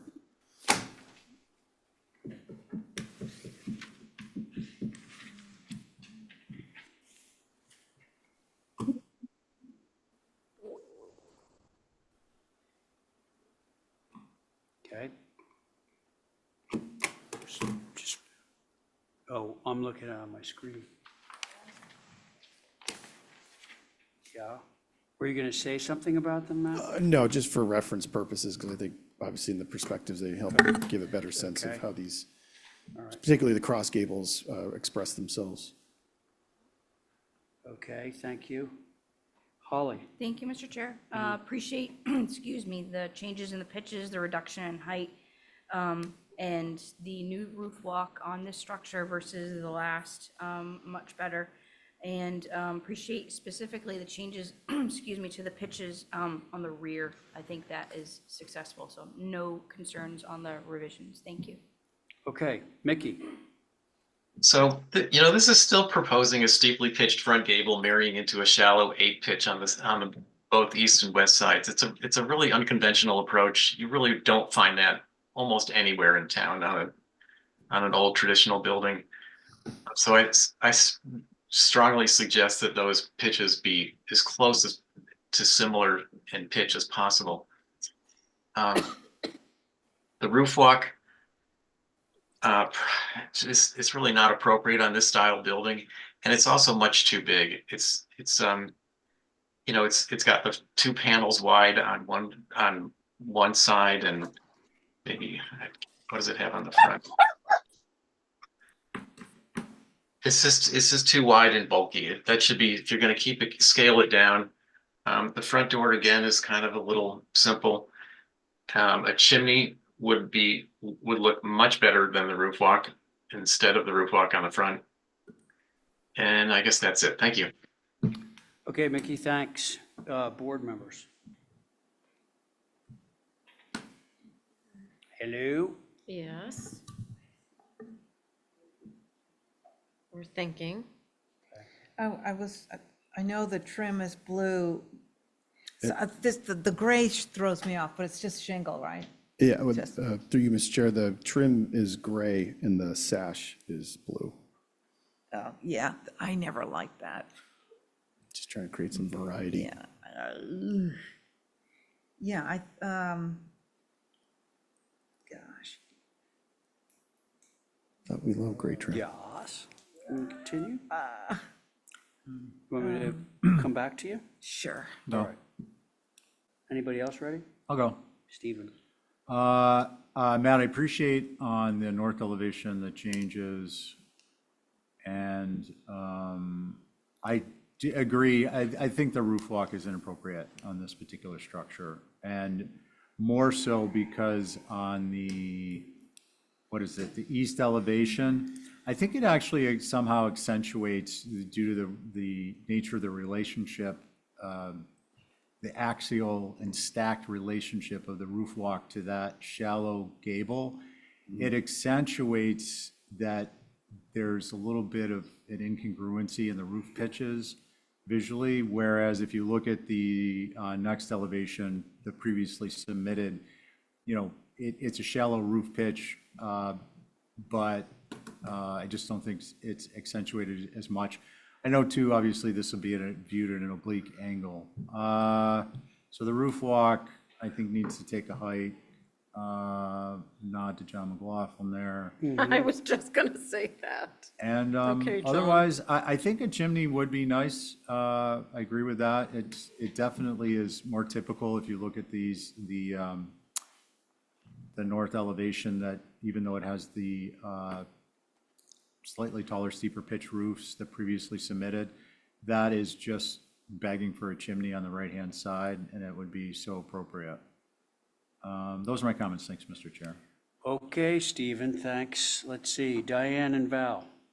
I'll go. I don't have anything to add. I think it's just the roof walk for me that's concerning. Okay, Val, thank you. Diane? Yes, I agree that the roof walk should be gone. I would like to see a chimney on the building, and to make it fit in with its design. And that, I guess that's it. Yeah, Thank you. Did she say that's it? That's it. Oh, okay. That's it. Thank you, Diane. And I was going to add that a Victorian chimney that's got a little more corbelling at the top. Sure. Might be appropriate for this one. We could add one. Thank you. Okay, so, thank you, Abby. So the two dramatically different roof pitches are still a concern to me. I agree with Mickey wholeheartedly on that one. Also, the roof walk, if it's going to be there at all, I mean, it's interesting how you have this continuous ridge with it sitting like on one half of the continuous ridge. I know you're centering it over the gable, the front-facing gable. But I almost think that in terms of massing, if it's going to be there at all, and that's a question mark because a number of members really don't like it, period. To my mind, it would be better if it were centered on the ridge and on the lateral ridge than on the front ridge, if that makes sense to you. Yeah. It does. Okay, Wouldn't accentuate the gable, you're right. correct. And yeah, it seems like if you look at this in massing, it seemed like lopsided, all heavy on the left-hand side of the front. Should we move this? Folks, Happy to add a chimney where you had suggested, and as far as the roof walk's concerned, at the discretion of the board, I would suggest. All right, so I'll make a motion to approve, subject to Exhibit A, which will reflect removal of the roof walk, addition of a chimney as viewed from the north. Well, as viewed from the north, it'll be on the right fifth of the roof plane. say that again? In the main Here. mass. Main mass, right fifth. Yeah, and then, did you say removal of roof? Removal. Okay, so the motion is removal of roof walk plus addition of chimney on the right-hand side of the front elevation. That's Stephen's motion. Let's see how that goes. On that motion, Val, Aye. Diane, Abby. Aye. Aye. Oh, there we go. Diane's in. Let's see, Val, Diane, Abby, Stephen on your motion, Aye. and I'm in favor. Okay, so there's that. Thank you. All right, now we're to Stone Alley. Stephen's chair in this one. Oh, that's you, Matt. Yes. Joy. Oh, joy. The gift that keeps giving. All right, Matt, when you're ready, why don't you walk us through your changes? Okay, thank you, Mr. Chair. So this is an application for a railing around what we referred to as the rear L, if you will, of the existing, or the current structure, currently approved structure. And so we're proposing to add a railing that emulates the existing condition that was there. So what we did with this portion of the structure is, if you recall, there was a really small, sunroom, and we've copied those details to a T. We, had the scan done and we matched everything. And I think it was a great addition to the structure, which was a recommendation from this board. The original detail does have a railing above it. And so if you scroll down in our submission packet, you'll see some photographs of the structure in its original form. It's pretty far. Oh, there you go. Oh, you kind of skipped it there. So if you go down two more. Down two. There you go. So that was the original condition. And again, so the paneling detail, the pilaster, the entablature, all of that, we matched exactly. And so we're looking to just, emulate that original condition on the rear section that we've created. And there's also precedent for this type of treatment on Orange Street. We've also included a photograph of, I believe it's 18 Orange, where it's actually a two-story version of this, where it's 2 floors plus the railing detail. So if you scroll down a couple, we have a photograph of that. And that's actually a project, it's actually one up, that we worked on a few years ago. We didn't add any of that. It was simply just a renovation. We replaced trim and some of the glass. But so there is historic precedent for it. The general contractor, Ron Winters, actually just sent me another photograph. So there are countless examples of this treatment, specifically on Orange Street. So I think that, in tandem with the fact that this is emulating the existing condition of the sunroom, our hope is that you feel it's as appropriate as we do. So that's all I have, Mr. Chair. Thank you. Okay, thanks, Matt. So your board is, let's see here, myself, Val, Connie, and Joe, and Carrie. And with that having been said, do any of the sitting members have questions for Matt? Okay, we'll move to Holly. Thank you, Mr. Chair. So for the record, this This is the Eliza Codd's barn that she turned into a house circa 1858 to 1871, individually significant. You all approved changes to it. Appreciate the revisions. I still think it's overwhelming, as pointed out previously. I do appreciate the historic photographs provided, not necessarily 18 orange, but the actual structure itself and what way it was. And the previous railings pre-work were natural to weather. I think that would be more appropriate. I know they were painted at one other particular time, but it would be appropriate to retain the natural to weather exactly as that previous existing condition. Without the newel caps, though, if you looked at the historic photograph of Two Stone Alley and you see what actually was documented by Habs, there are no newel caps. So I think that would be appropriate to retain that historic feature. So those are my recommendations. Thank you. Thank you, Holly. Mickey, does your group have anything? Yes, we do. So adding a railing to the sunroom creates a very large second floor deck. It's huge. It's well over 8 feet deep. That does not meet the criteria with the design criteria from building with Nantucket in mind. It looked okay before. Adding to this, just totally accentuates the railing, which shouldn't be a feature you see when you look up from Union Street or wherever else is visible. So I don't think it's appropriate to change it at all. Thank you. Thank you, Mickey. Mr. Chair, can I just add one thing Matt, that I forgot to mention is we did do a mock-up on site, which the board had requested. And so we did just a corner section of it. So if anybody, hopefully some or all of you got a chance to see that. Okay, thank you, Matt. Or maybe you didn't because it's not visible from a public way. I don't know. It is from Union Street. Oh, wow. Excuse me. I did go by. Throwing a curve in there for us, Matt. Let's see, Joe. I'm okay with the railing with the detail modifications that Holly brought up to not have the newels break the top and to have it be natural. Frankly, it feels unfinished to me as is, and it is a large deck that it would be creating, but I think there's precedent for it. And on this structure in particular, it feels like we're bringing back something that was, you've actually had it painted white at one point, huh? Yes. Huh. That's interesting. Well, I think based on that, it's hard to say which one came first.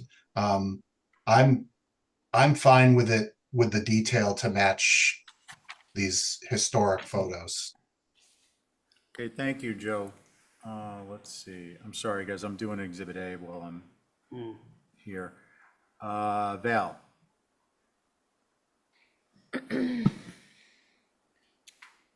I think it's just the size. I did drive by front and back today to see the mock-up, and it just seems, and I know when you go down Union Street, you look up and you see other decks and like the picture you showed us, but those houses seem bigger to me and like they can sort of support that. For me, it's not no deck, it's just too big. Maybe if some of it was railing and the other half was, I don't know what the answer is, but you also have the side deck that sort of emulates what was there. So as submitted, I'm not in favor of the whole thing being a deck. Okay, thanks, Val. Let's see, Carrie? Yeah, I tend to agree. I think the example on down Orange Street, it was a massive house, 2 stories, the full height railing. It was more to scale. This is humongous. And the original was a tiny little sunroom below, and this is almost 2 bays bigger. So I'm not in favor of this. I'd like to see something different. Thanks, Carrie. Connie? Yep, I'm in favor of the deck, if it could be smaller and natural to weather as opposed to the white. But I don't know how you do that, so make it smaller. Okay, I think that's a very succinct way of saying it. Make it smaller. Matt, I appreciate that. Matt, I tend to agree. I think it's slightly it's oversized. It's not oversized for the porch element, but it's oversized for the structure. If there was some way to cut that back to 2 bays instead of 3, I agree with the concept of, at least initially, that this would be natural to weather. Perhaps once it's up, we might change our minds. And equally, the concept of rail over posts as to reflect the original. I think those are important elements. So unless you've got a burning desire to comment, I think we're going to motion To hold for revisions? Okay, I just want to talk with the owners and figure out a strategy. Okay, sounds good. Thank you. So how about a motion? Motion to hold for revisions? Thank you, Val, on your motion. Aye. Connie? Aye. Carrie? Aye. Joe? Aye. And I'm an aye. Thanks so much. Okay. Matthew again.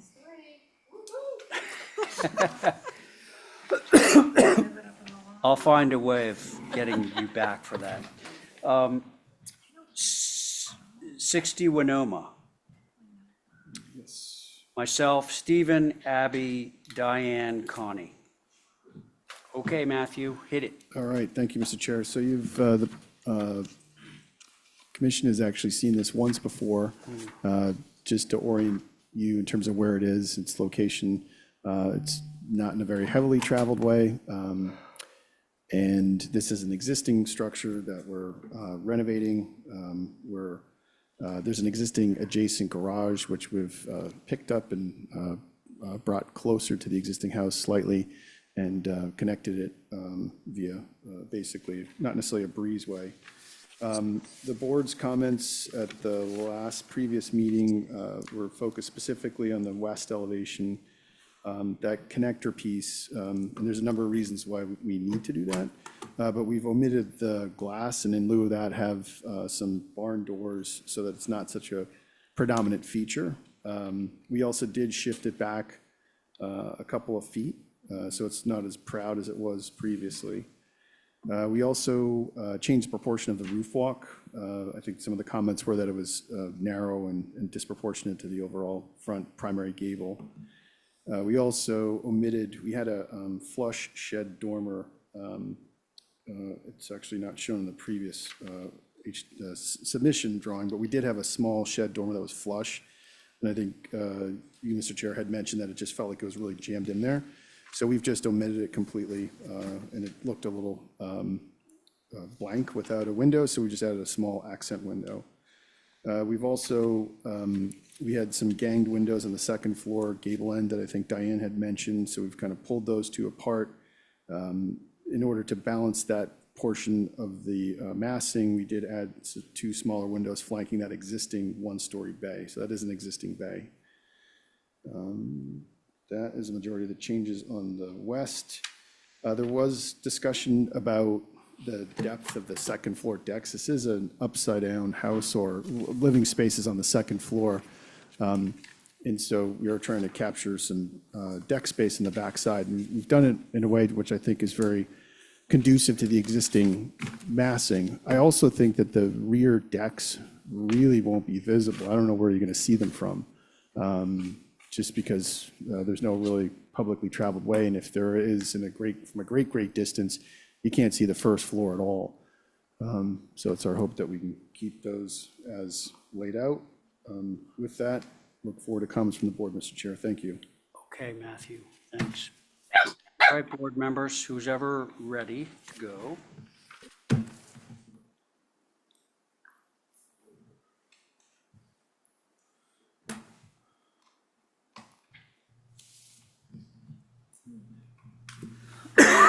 Well, Going? it's just, I That's could, Abby for the record. yeah, Abby. Excuse me. Sorry. I think the connector makes this such a long building. I appreciate that you put in the batten doors to sort of soften it, but I don't know if the horses left the barn on this, but I think it makes it awfully long. I'm not sure about the precedents around this area, but I don't know. It may not even be visible. Can we move the people again? For what it's worth, I don't think it's visible. Hang on. Yeah. You finished, Abby? Yes, thank you. What was that, Matt? Thank you, Mr. Chair. I apologize. It's just from the road. This actually has a fairly, if you look at the site plan, actually, you can kind of see where the access road is. And this is set, down a very long driveway. And so I don't even think that connector is going to be visible from the road at all, just given how the approach to the house, you actually don't drive straight onto the house, you drive up to the side of it. Okay. Thank you, Matt. Thank you. All right. Let's see, Diane, Connie, Stephen. Can you put the newly approved HDC paint color invisible on that connector? Sure. Absolute black. Yeah, for what it's worth, given, again, I don't know if everyone's got a chance to go check it out, but it is tucked pretty far back there. And I just don't think from the road, you can actually see I don't even know if you can see the facade of the house, maybe portions of it, certainly the side. Okay. What Board is the color? Sorry. What'd you say, Stephen? Natural. Yeah, I'm okay with that aspect of it, given it's, You mean the connector or? the connector and the trim colors and the fact that door isn't gonna be painted white and be visible and so on and so forth. Yeah. Excuse me, sorry. Did you make all the other changes we asked for? Yes. Okay. That was my primary concern, I think. Okay. So you're satisfied? Yes. All right. Thank you. Diane, Connie. I can go. Yeah, I appreciate the changes. I have no further comment. It looks okay. Okay, Connie. Oh, and Diane's dog says approved. Okay. I'm Motion for sympathetic. approval. Okay. I have a whiny dog. Oh, that's my motion. Oh, I took it from the dog. Let me just make sure Diane herself. Let's make sure that the dog is speaking for Diane. Diane? You there? That wasn't me. Reminds me of that great scene in Anchorman where the dog is Oh, yeah. barking and he goes, hey, I don't speak Spanish. He's like, I'm not even mad. boy. And he ate a whole wheel of cheese. Diane, are you there? I think we have a motion on the table to approve this. Okay. Diane, you're muted. Oh, goodness. I thought I had, how long is this building? You can see this building, I thought, from down in Wisconsin at the Coast Guard buildings, looking back up over the little pond to Winoma. Is that true or Well, not? Diane, I'm sorry, but I'm not sure that I agree with you because from the Coast Guard stuff, you have to continue south along Low Beach Road past a number of other, really large houses, a lot of which Matt has done. So, yeah. I just had to throw that in there. And then you've got that pond, and then there's the house. So, yeah, I don't really believe that you're going to have any visibility from that section of Sconset at all. I would agree. Anyway, your dog made a motion. We used to caretake this house a long, long time ago. And That was on this property? yeah, Oh, wow. You might have been able to see it from the post office when there weren't any houses. So, Diane, do you have concerns? The length sounds like, I don't have it. I just think it's long, that's all. But with whatever the motion is. It's an existing footprint. Matt is saying that it is within the footprint of the existing house, Okay, if that's any consolation. But, so I am looking for a real motion. I don't think I can accept canine motions. So it would be a motion approved due to extremely limited visibility of the connector. There you go. Okay, that is Stephen's motion. On Stephen's motion, Abby. Abby's an aye. Okay, Connie, Aye. Diane. aye. Thank you. Stephen, on your motion? Aye. And I'm in favor. Okay, there you. you go, Matthew. Ray, Oh, we got, Everybody's favorite. Ray, I have to step off for just a few minutes, okay? okay. Let me think about this. 4 North Water. Now, Matthew, Yes. Diane's stepping off.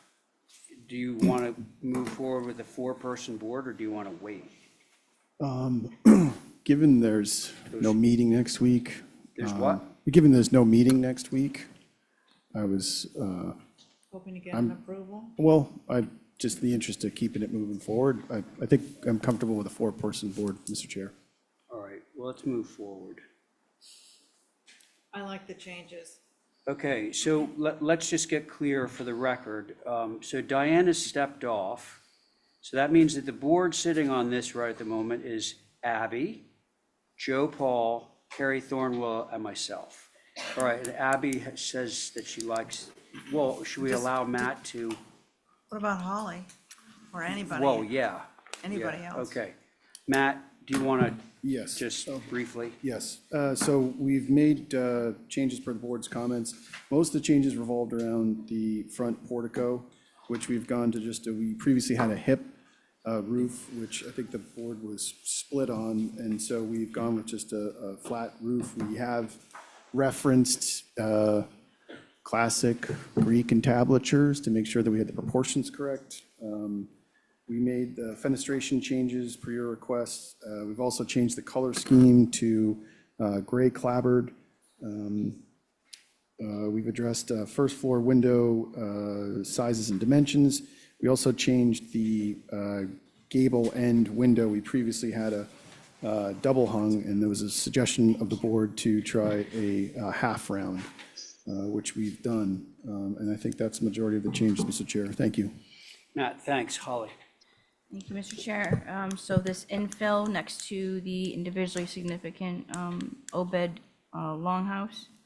Appreciate the changes and the door surround and removing that hipped covered entry. The addition of the half-round window gives the infill building a colonial revival or even a Victorian element that I believe is appropriate for an infill in the OHD. As previously mentioned, though, an off-center entry is more appropriate to this style, even for an infill. That would be my only recommended change.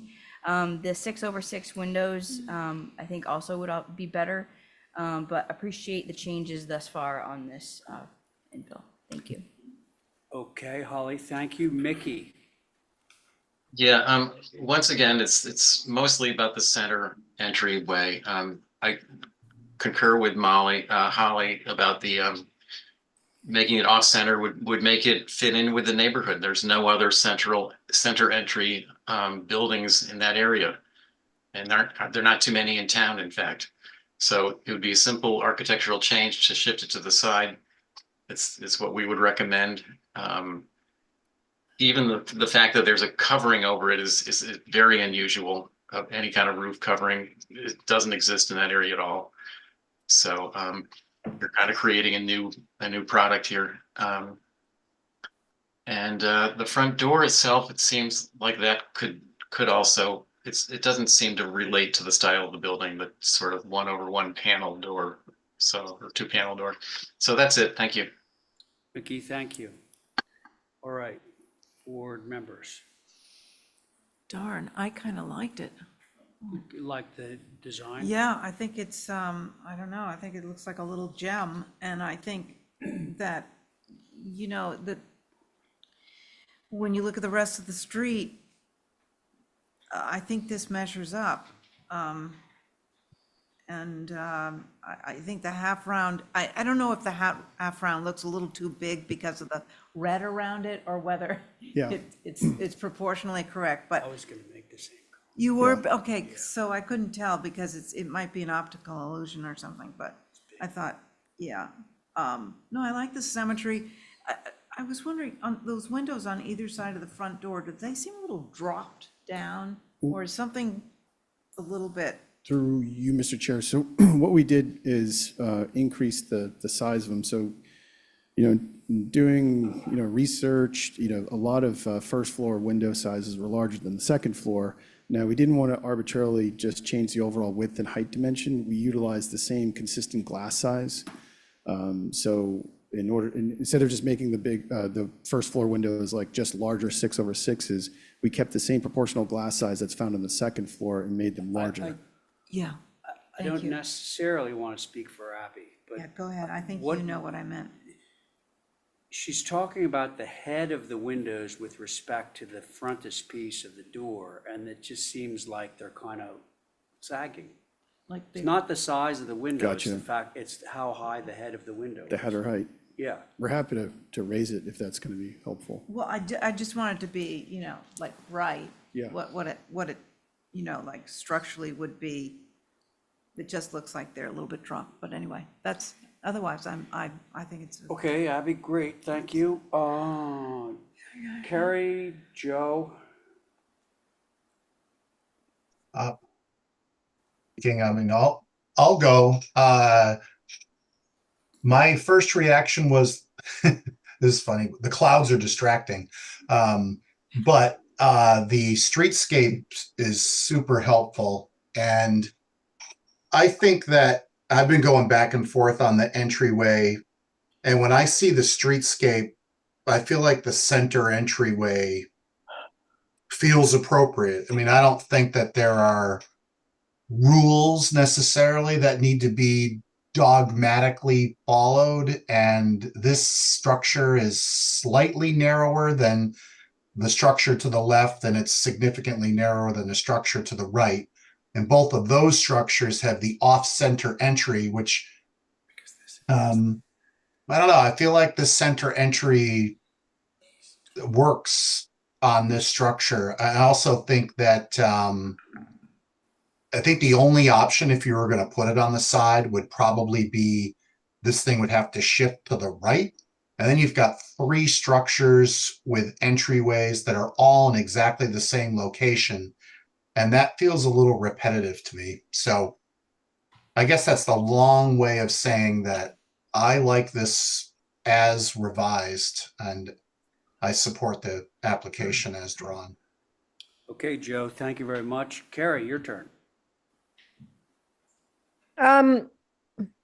I'm sort of on the fence about the entry. I think I'm okay with it. It's very precious, all centered and perfectly symmetrical.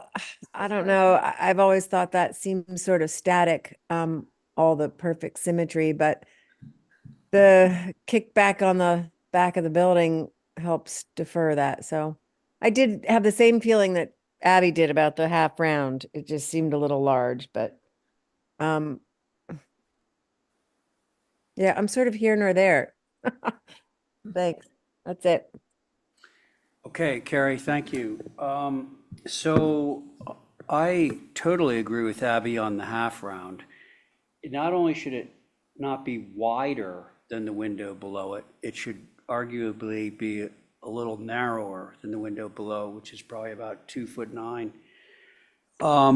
And I also agree with Abby about the, we'll call them sagging windows. And interestingly, when I look at the streetscape, that kind of really tells the tale, because you can see this substantial kind of band between the sills of the second floor windows and the heads of the first floor windows. So if it's at all possible, raise all of them on the first floor, the head heights. I think that would be beneficial. Oh, and then this is a seriously small thing, but on the entry porch, and I think I feel the same way as Joe about this, like there's a little bit of freedom of movement as to where it's located.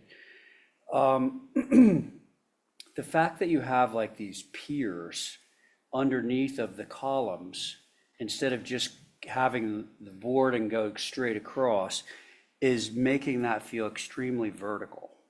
And I think the simple remedy to that is just, instead of having those piers, whatever they happen to be, articulated, just have boards in the same way that the building right to the left just has boards. Sure.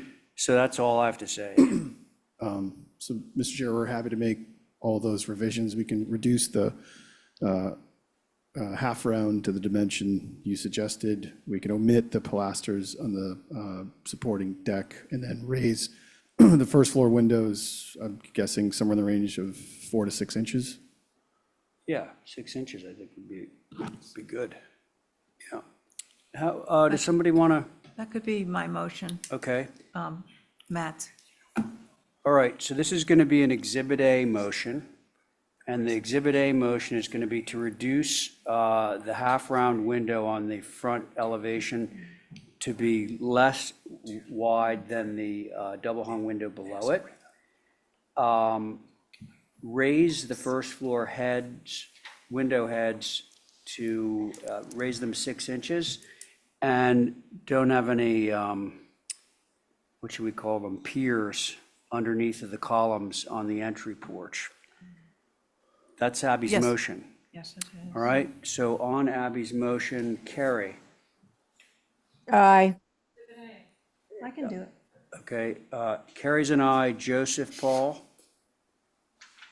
Aye. You threw me. thank you.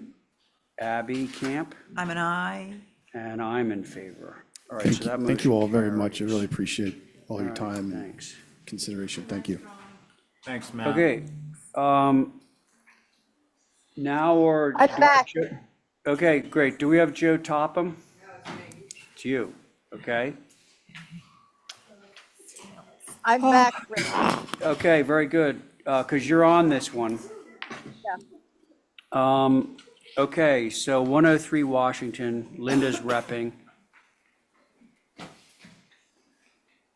Oh, sales, yeah. Yeah. It's Ray, Abby, Diane, Joe, and Carrie. What? It's Ray, Abby, Diane, Joe, and Carrie. Correct. Sales? Yeah. Yeah, I think y'all got that wrong. Well, I do too, because I don't remember sitting on it. Yeah, no, I think I sat on I think I chaired it. Stephen, Diane, Connie, Joe, and Val. It's like, Well, it's on the agenda, so that's all I can tell you. I know. So who is it again? All right, it's myself, Yep. Abby, Yep. Diane, Yep. Joe, and Carrie. What? No. No. No, I didn't sit on it. Mr. Chair, the agenda is incorrect. I'm going by my notes from the meeting, excuse me, and I'm sorry it didn't get translated onto the agenda, but it's Diane, Connie, Joe, Steve, and Val. Yeah, that sounds more, because you were on it. All right, well, I just goes to show you, I can't trust the agenda. Okay, let's move on, and why don't you go ahead and tell us what changes you made that we requested? Can we put it up on the screen? It might be easier.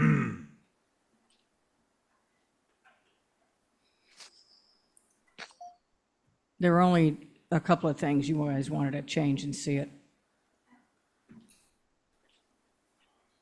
Front elevation. Everything that you wanted changed was on the front elevation. There you go. You asked us to put in the spaces in the windows and get the pane size a little bit more consistent between the second floor and the first floor. You asked us to take the brackets off the, the wood doors to the left and just make them vertical board and simplify those. And shingle the gable instead of the stuff we had up there. And that was it. Okay, hold on, I have a question. Yep. I'm not seeing a difference between these are both labeled. Okay, I see one in the title bar, it's labeled previous, but they're both say proposed. But I'm not seeing a difference between the architectural elements, the fenestration. There isn't On- any. Actually, there is. It was mostly in the panes on the windows and the separation on the windows into sort of like panels. No, Linda, what it was is I see the concept was for the first floor to be perceived as a porch that was filled in. Filled in, yep. Which Joe has done. Yep. And then with respect to the doors, On the left. the doors on the left. They had brackets on them before. They had the crossbuck. Yeah, we took the crossbucks off and just made them vertical. Okay. That's why it's confusing. They don't. Yeah. It's not shown in the upper one. I think what happened is the way the CAD program is set up. It corrected it up there. Pulled the Yeah. new revisions into the slide in the panel up the upper left. And we changed the glazing on that second floor middle window so more representative of the first floor because they were a little different and they didn't look right. Okay, so So we that have was- our that's it. questions answered. Thank you. Yep. Holly? Thank you. So for the record, this is Sale Seafood, circa 1975, right at the end of our contributing status there. As previously mentioned, I do think the site plan should clearly indicate the total square footage proposed of the addition versus existing. I think there was some attempt on there, but it's not that clear. And I still had a question on what the glazing percentage of the facade is on the harbor with the proposed changes, as well as that it might be exceeding the requirement in building with Nantucket in mind. Other than that, I do appreciate the changes that the board requested. Thank you. I'm pretty sure it exceeds the 50%, but it's an odd building. I'm certain it does. Mickey? Okay, so I object. the corner to corner windows, they generally work downtown where buildings are tightly grouped together, but you'd never see that literally corner to corner window fenestration in an open space like this. I mean, granted, if the windows wrapped around the corner like they might on an infill porch, that would make more sense, but they don't. They're blank walls on either sides. And this doesn't really look like a filled-in porch anyway. So I think the more appropriate window fenestration in that front lower facade would just be to probably eliminate one of the windows and just pull them into the center or cluster them separately, but have some shingles to either side, but not to go right to the side corner boards.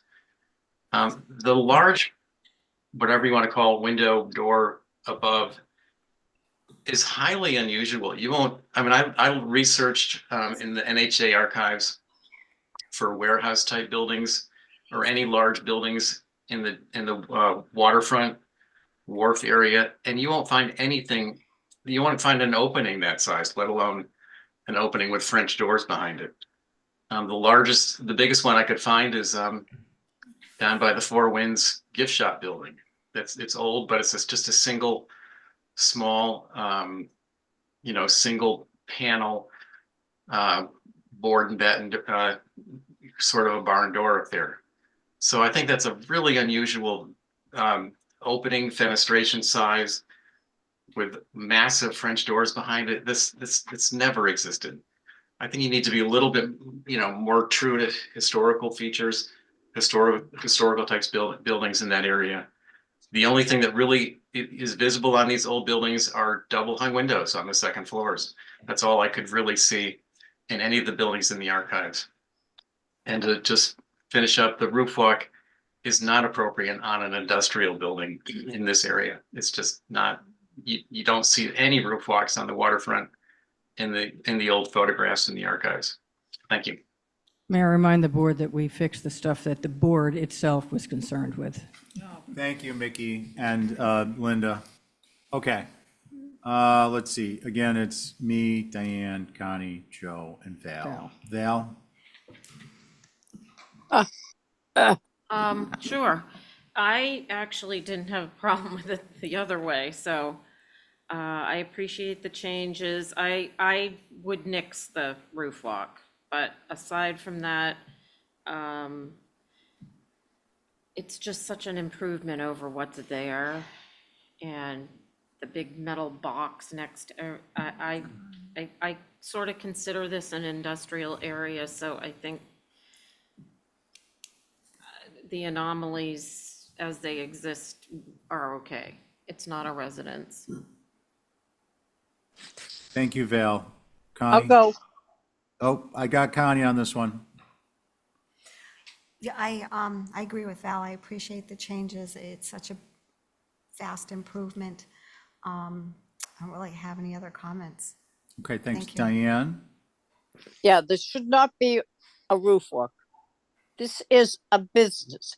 It is. no matter Diane, how- Diane, I'm sorry, can we stick to the architectural elements? It is architectural. Well, The no, I roof- mean, we're talking about the use that, I mean, we know that there are commercial entities downtown that have roof walks and like, it just would be helpful if we stuck to the, you don't think it's appropriate is totally cool with me. I'm not I trying don't to think shut it's you down. appropriate. I don't think the roof walk is appropriate. I don't think the double windows up on the second floor are appropriate. There's no porch, there's nothing they can look out of. They can look out of a window without making so many windows. What is the fenestration percentage on that elevation to what it's supposed to be? This is a fish market. And that's what it should look like. It's been a fish market since before 1973. Boy. It's not a glorified house. Diane, please. Yes. What? There's no reason to be like a pejorative, just if you have the concerns, please state them. I respect that, but. I did. Okay. Anything else? No. Okay, thank you. Joe? Well, first of all, I think anything that we've looked at, this application and the one prior, is far superior to what's there. So there's that, which I think has some merit. The story that it looks like is being told here is that this is a warehouse building that maybe has had a number of uses over time. The current one is a fish market, fine. And it does have an industrial feel to it. It is a service building. There's a loading dock and so forth. And for me, the justification of the oversized fenestration on the center gable, and there's also another one on the side, I almost want to see like a block and tackle up above them, is that maybe this is where items were hoisted into the building at one time, and the glass across the front, maybe that was a loading dock that got infilled, you know? And I don't think that in the building of warehouse buildings, if function would follow, a function would rule over form, I think.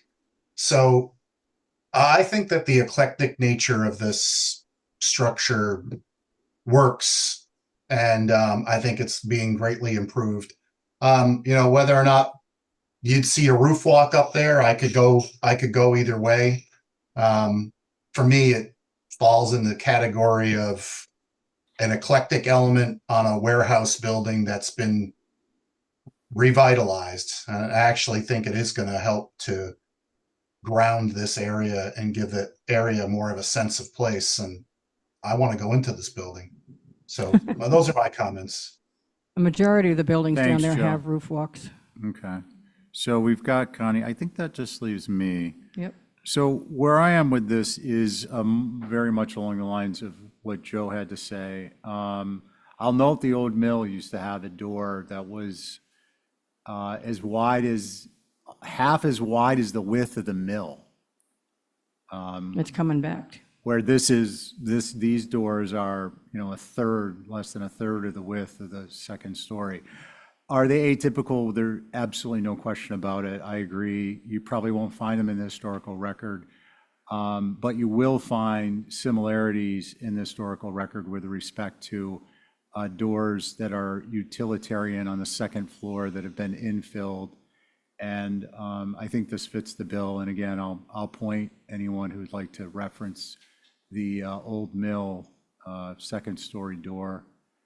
I'm give or take on the roof walk. I think the first floor infill of the windows is reminiscent of a porch being filled in as we had requested. I do appreciate the comment and would support having a half, maybe a 2 width column of glass on the left and the right, so that as you're looking from the side, from the right side from town, it would be on the left side of the door, you would have a panel of windows that fit. They're the same size windows, but there would only be 2 wide. And then on the opposite side, can we go to the floor plan? It's the open porch that's there now. Yeah, just, here we go. One more up.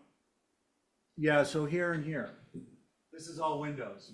Typically, I mean, it would make sense for this to actually be a proportionately column width. A bigger corner post on the ends, Wrapping it on both sides, not changing the window, the light size at all. but just reducing changing- one row. Yeah, it'd Okay. probably be like a 2 or 3 column window of the same height as what's across the front. Okay. That would be appropriate, and I think that helps complete that story in a way that's authentic.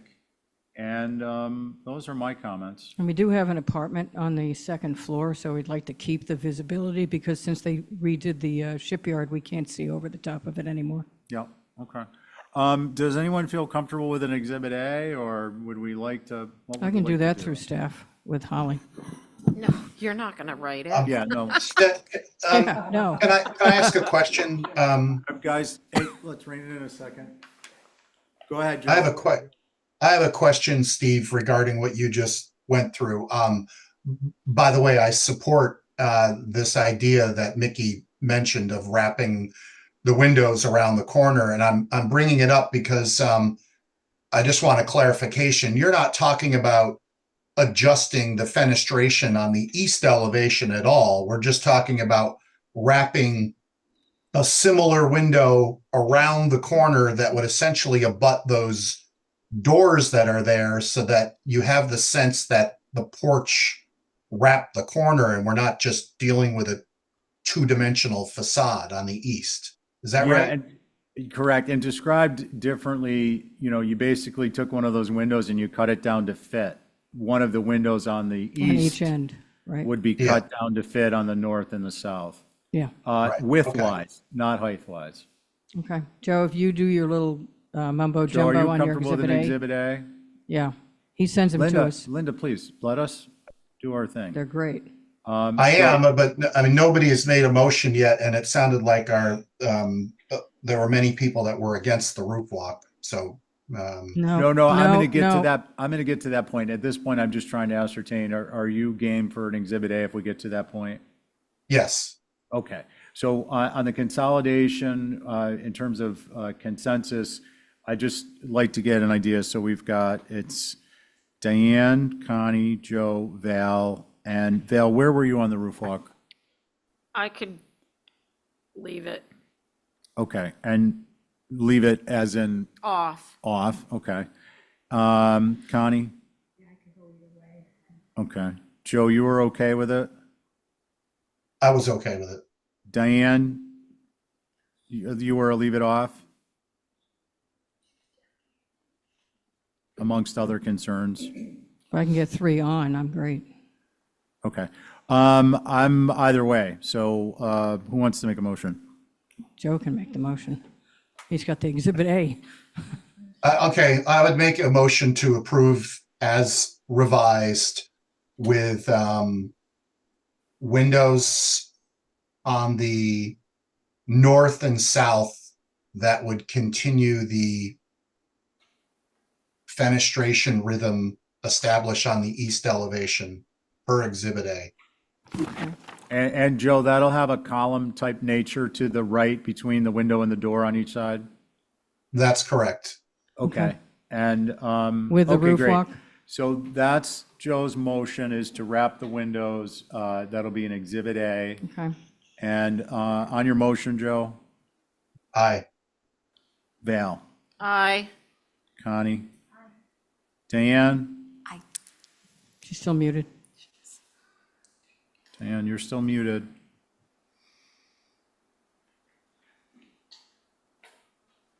she Diane? still muted? Yeah. Okay, I think it's undone now. No, Okay, cool. You're a no? I'm a no. Okay, thank you, Diane. And I'm a yes. So for the record, that's 4 in favor, 1 opposed, Diane. Thank you. Here. And that's an Exhibit A. And that's back to you, Okay. Mr. Chair. Because, yeah. So is Karen Alentz with us? I am here. I'm here. Okay, all right. So now, this is new business, is that correct? It says view. It's been on for a few weeks as a view. Okay. All right, so regular board on this. I'll probably stand off of a couple of these next ones just so that we can get some associates in. Okay, so regular board, 12 West York. Karen, The first thing I'd like to ask is, the homeowner, Jeff Shapiro, is trying to get into the meeting right now on Zoom. And Yeah, he's someone, here. is he in? Okay, great. in. Okay, so unmuted. he's going to talk after me. So this system was passed about a month ago under consent with conditions. And the conditions were that 6 of the panels would be removed. But these are the 6 of the most productive solar panels because they're on the south facing roof.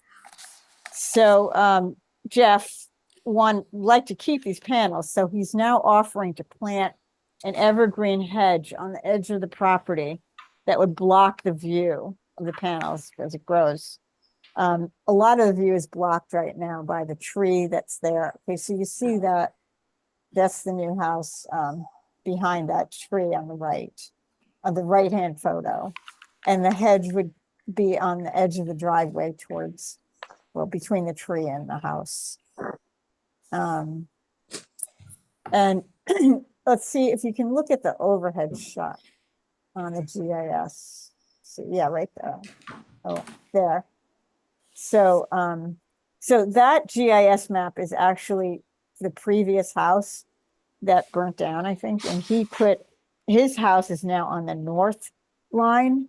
So the driveway where I have the little green trees there, the driveway is there and the house has been moved to the north and the driveway's on the south. So we can actually fit the trees in on the south line that would, and they're further from the house to block the view. And that's it, but I think Jeff would love to speak on his own behalf as okay, well. so Jeff, you're up next. Yes, can you hear me okay? Yep.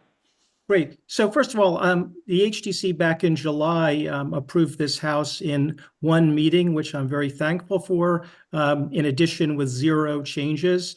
My architect, Ben, took into account the aesthetics of the street. The aesthetics are very important to us. I'm also trying to be a good energy citizen. I understand that it's desirable to have an all-electric house in Nantucket, so that's the direction that this house was designed. I'm also trying to not stress the grid or work toward putting another undersea cable to the island as well. So That's a bunch of crap. Val. Val, hang on. Jeff, do you mind, Mr. Chair? I'm sorry. Jeff, we can't accept that type of comments into testimony because they don't reflect on our legislative act and what our purview is. And on appeal, they could be grounds to actually contradict exactly what it is you're hoping to accomplish. So we'd ask that you just try and speak to the appropriateness of the architectural elements relative to our guidelines, and we can move forward from there. Thank you. Thank you for the direction. So at the end of the day, you know, it is a black roof and it is facing the street. There are no sidewalks on the street. It is a well-driven street. And I'm not really sure how many people are going to be peering up at my black roof and solar panels.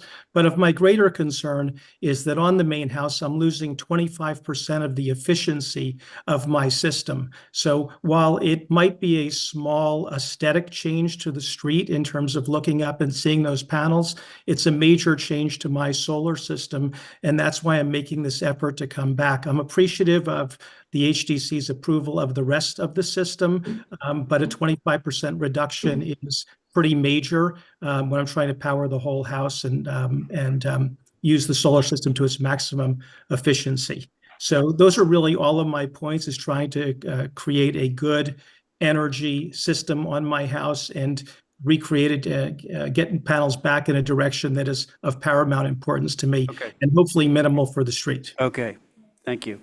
And Holly, Thank you, Mr. Chair. So for the record, that this structure for the solar is an infill that you all approved within the last couple of years. This is a revision to a previous approval, as mentioned, and it actually should be annotated as such on the application, which it's not, so it needs to be. The panels were not approved on the street side of the south elevation. The trees shown in the photo will not block its view as it's being portrayed. Additional plantings could be provided to mitigate that further, but I just wanted to mention that this is a revision to a previous approval. Thank you, Mr. Chair. okay, thanks. Mickey? Yeah, basically, we agree with what Holly just said.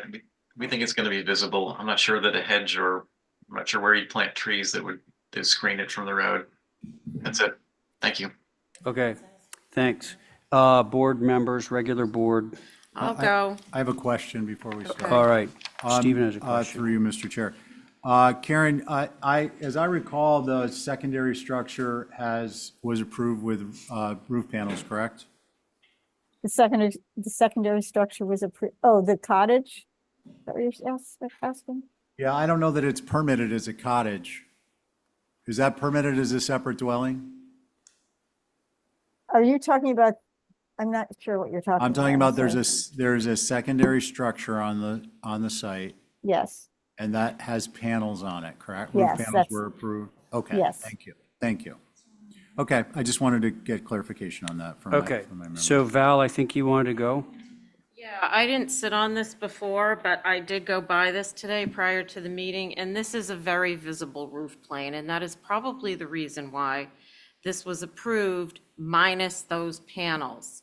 I'm sorry if you're not going to get 100% of what you need for energy, but we also have to be mindful of where we are and the historic district. And I just want to say, Karen, I really resent when you do this, because you know it's against our policy, and you bring people in to try and, make us feel bad that we're turning it down. And I just want to say that. So Okay. thank you.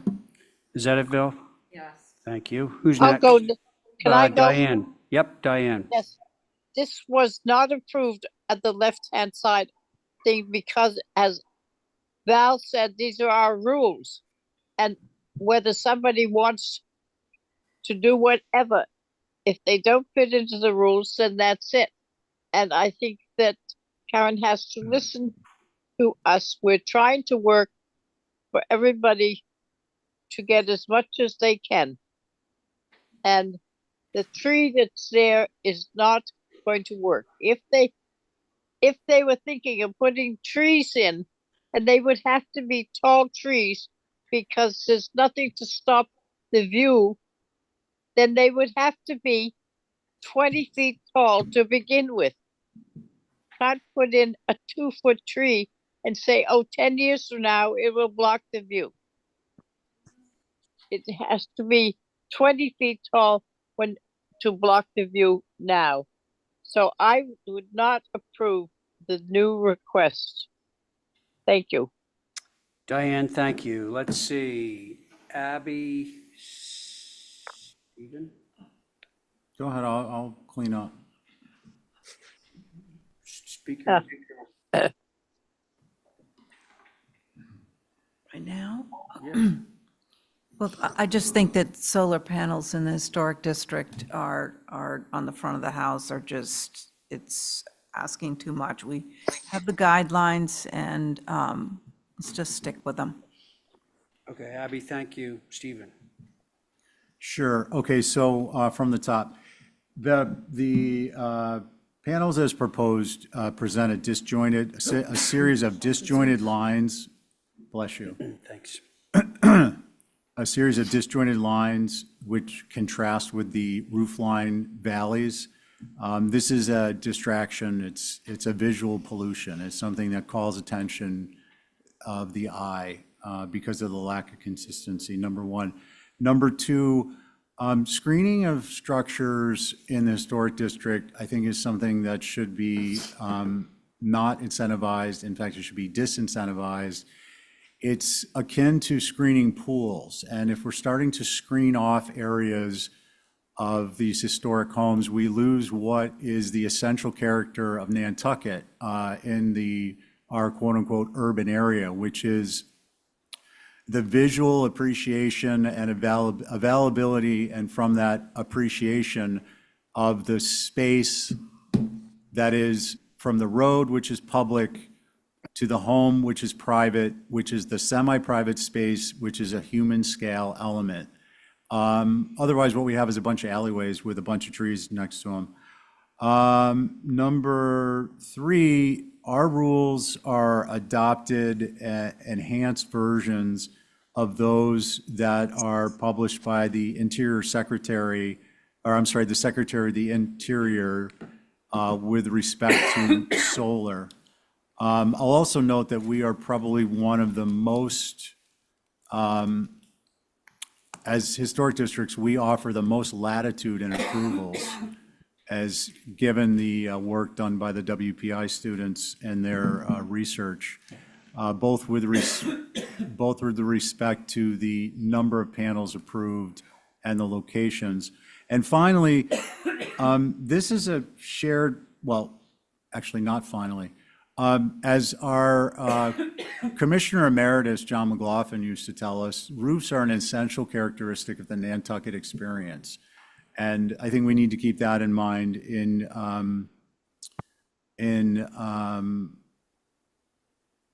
Well, especially in the historic district. in the historic district, in general, all over the island. But I think we need to keep that consideration in mind, with consideration for the fact that these panels proposed provide disjointed lines that contrast with the valleys of the roof.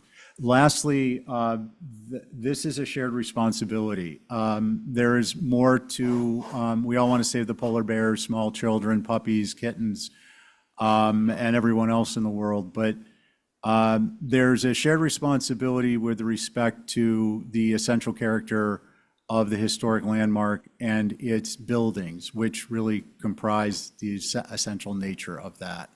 And suggesting that somehow one is more important than the other, I think is problematic at best.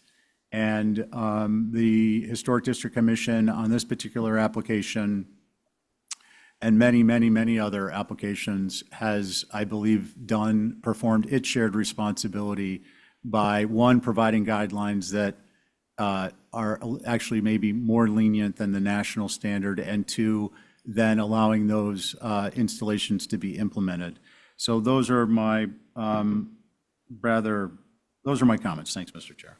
Okay. Stephen, I think you were the last person, so I agree with everything that's been said. So at this point, should we move to deny? So move. Diane has made a motion to deny this.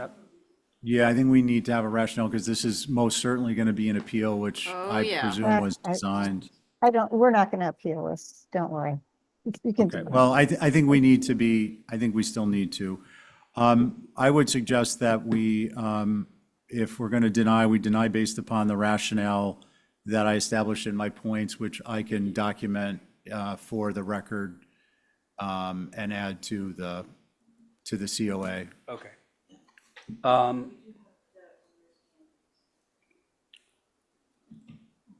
Okay, considering that we have a motion on the table, I'm sorry, your name was? Jeff Shapiro. Mr. Shapiro? Yes. And the only thing that I wanted to say, and if I can't say anything, that's fine, but this has been very helpful. I think your insights were helpful for me to understand this process more. I am not in a place of disagreeing with your findings. So I wanted to say that even before your motions. Okay, thanks very much. I appreciate it. All right, so on, Stephen, you've made your motion, correct? I'm sorry, can I get over? He does or he doesn't disagree? He respects. Oh, he does, he Respects respects it. Okay. Yeah. So on my motion, I'm an aye. Okay, Abby, I'm an aye. Val, Aye. Diane, Aye. and Stephen's already an aye, so I'm an aye. There, the motion carries. Thank you, Mr. Shapiro. Yes. Thank you. All right, so now let's, is Ethan here? Oh, you are. So this is going to be the last one, folks. Yeah. What? Just texted me, he's not coming in. Who? Mayor Bergen. Oh, no, that's not No, a Brooke, chance for Brooke that. probably has gone to bed. Okay, let's go. The window and foundation All right, change. who's on this? Ray? Let's just do the regular board, keep it Okay. simple. Fairly simple. I know you want to hear from Holly. This is a structure that I was involved with some time ago. They had gutted the first floor with no permits. They had created a second apartment with no permits. The second floor is pretty much intact as it was when it was built. What is a problem is the foundation or the lack thereof. I have a partial root cellar, which isn't in good shape, which is crumbling. Parts of the structure have no foundation to speak of, except that it's sitting on something holding it up. The rumblings of the trucks going by on Prospect as they're going to the dump has created quite a Linda? issue. So what they'd like to do is do a new foundation in place, leave the existing brick on the outside, and do a new foundation New underneath it. foundation inside of the existing. Yeah, they're gonna just take a little I know. bobcat and go underneath it and leave it Right. right where it is, because they Then can't you're move gonna do it. some light wells there. There's gonna be a light well on the inside of the yard where you can't see it. Is that it? Yep. Okay, Holly. Thank you, Mr. Chair. So this, for the record, this is a circa 1830 Greek revival built by Aaron Paddock. And we have a little bit of a history that NPT sent to Ethan. One, I thought this was actually just fenestration changes, and I had no concerns on that. Didn't know it was a foundation, but I'm glad to hear. I know this house needs work, and glad to see these owners wanting to do that. So I have no That concerns. they're keeping the brick. Exactly. Yep. Mickey. Yeah, our concerns were basically reusing the brick, but if it's not moving, if they're literally keeping the existing brick in place, then we have no concerns. Okay, board members. I'm down with that. I'm down with that, subject to some additional photo documentation for the file. All right, I have that at home from before. Okay, Nice. everybody good? Yep. I think we can move it Motion to approve as submitted. with photo documentation Photo with documentation. Photo staff. documentation. Prior to work. prior to the work. Exactly, Yep. thank you. All right, so that's Abby's motion, right? Yes. Yeah. Val, Aye. Stephen, Aye. Diane, Muted. Aye. there we go, Abby, I'm an aye. and I'm in favor. Okay, that motion carries. Thank you, guys. Good night. Thank you. And good Okay, luck. so should we, John McLaughlin. Mr. Chair, we have minutes for January 30th to approve, and then I just wanted to remind you all that we have February 6th and February 13th minutes for review. Yay, thank you, Elena. We can get this woman to speed it up. We'll She, never catch up. she's catching up now. We're She's got trying. February 12th coming at us. We're halfway through April. Hey, all right. she's got a So tough job. do we want to approve of the minutes of January 30th? We can get that out of the way. I'll make that motion. Okay, Stevens made that motion, regular board. On that Stevens motion, Abby, Aye.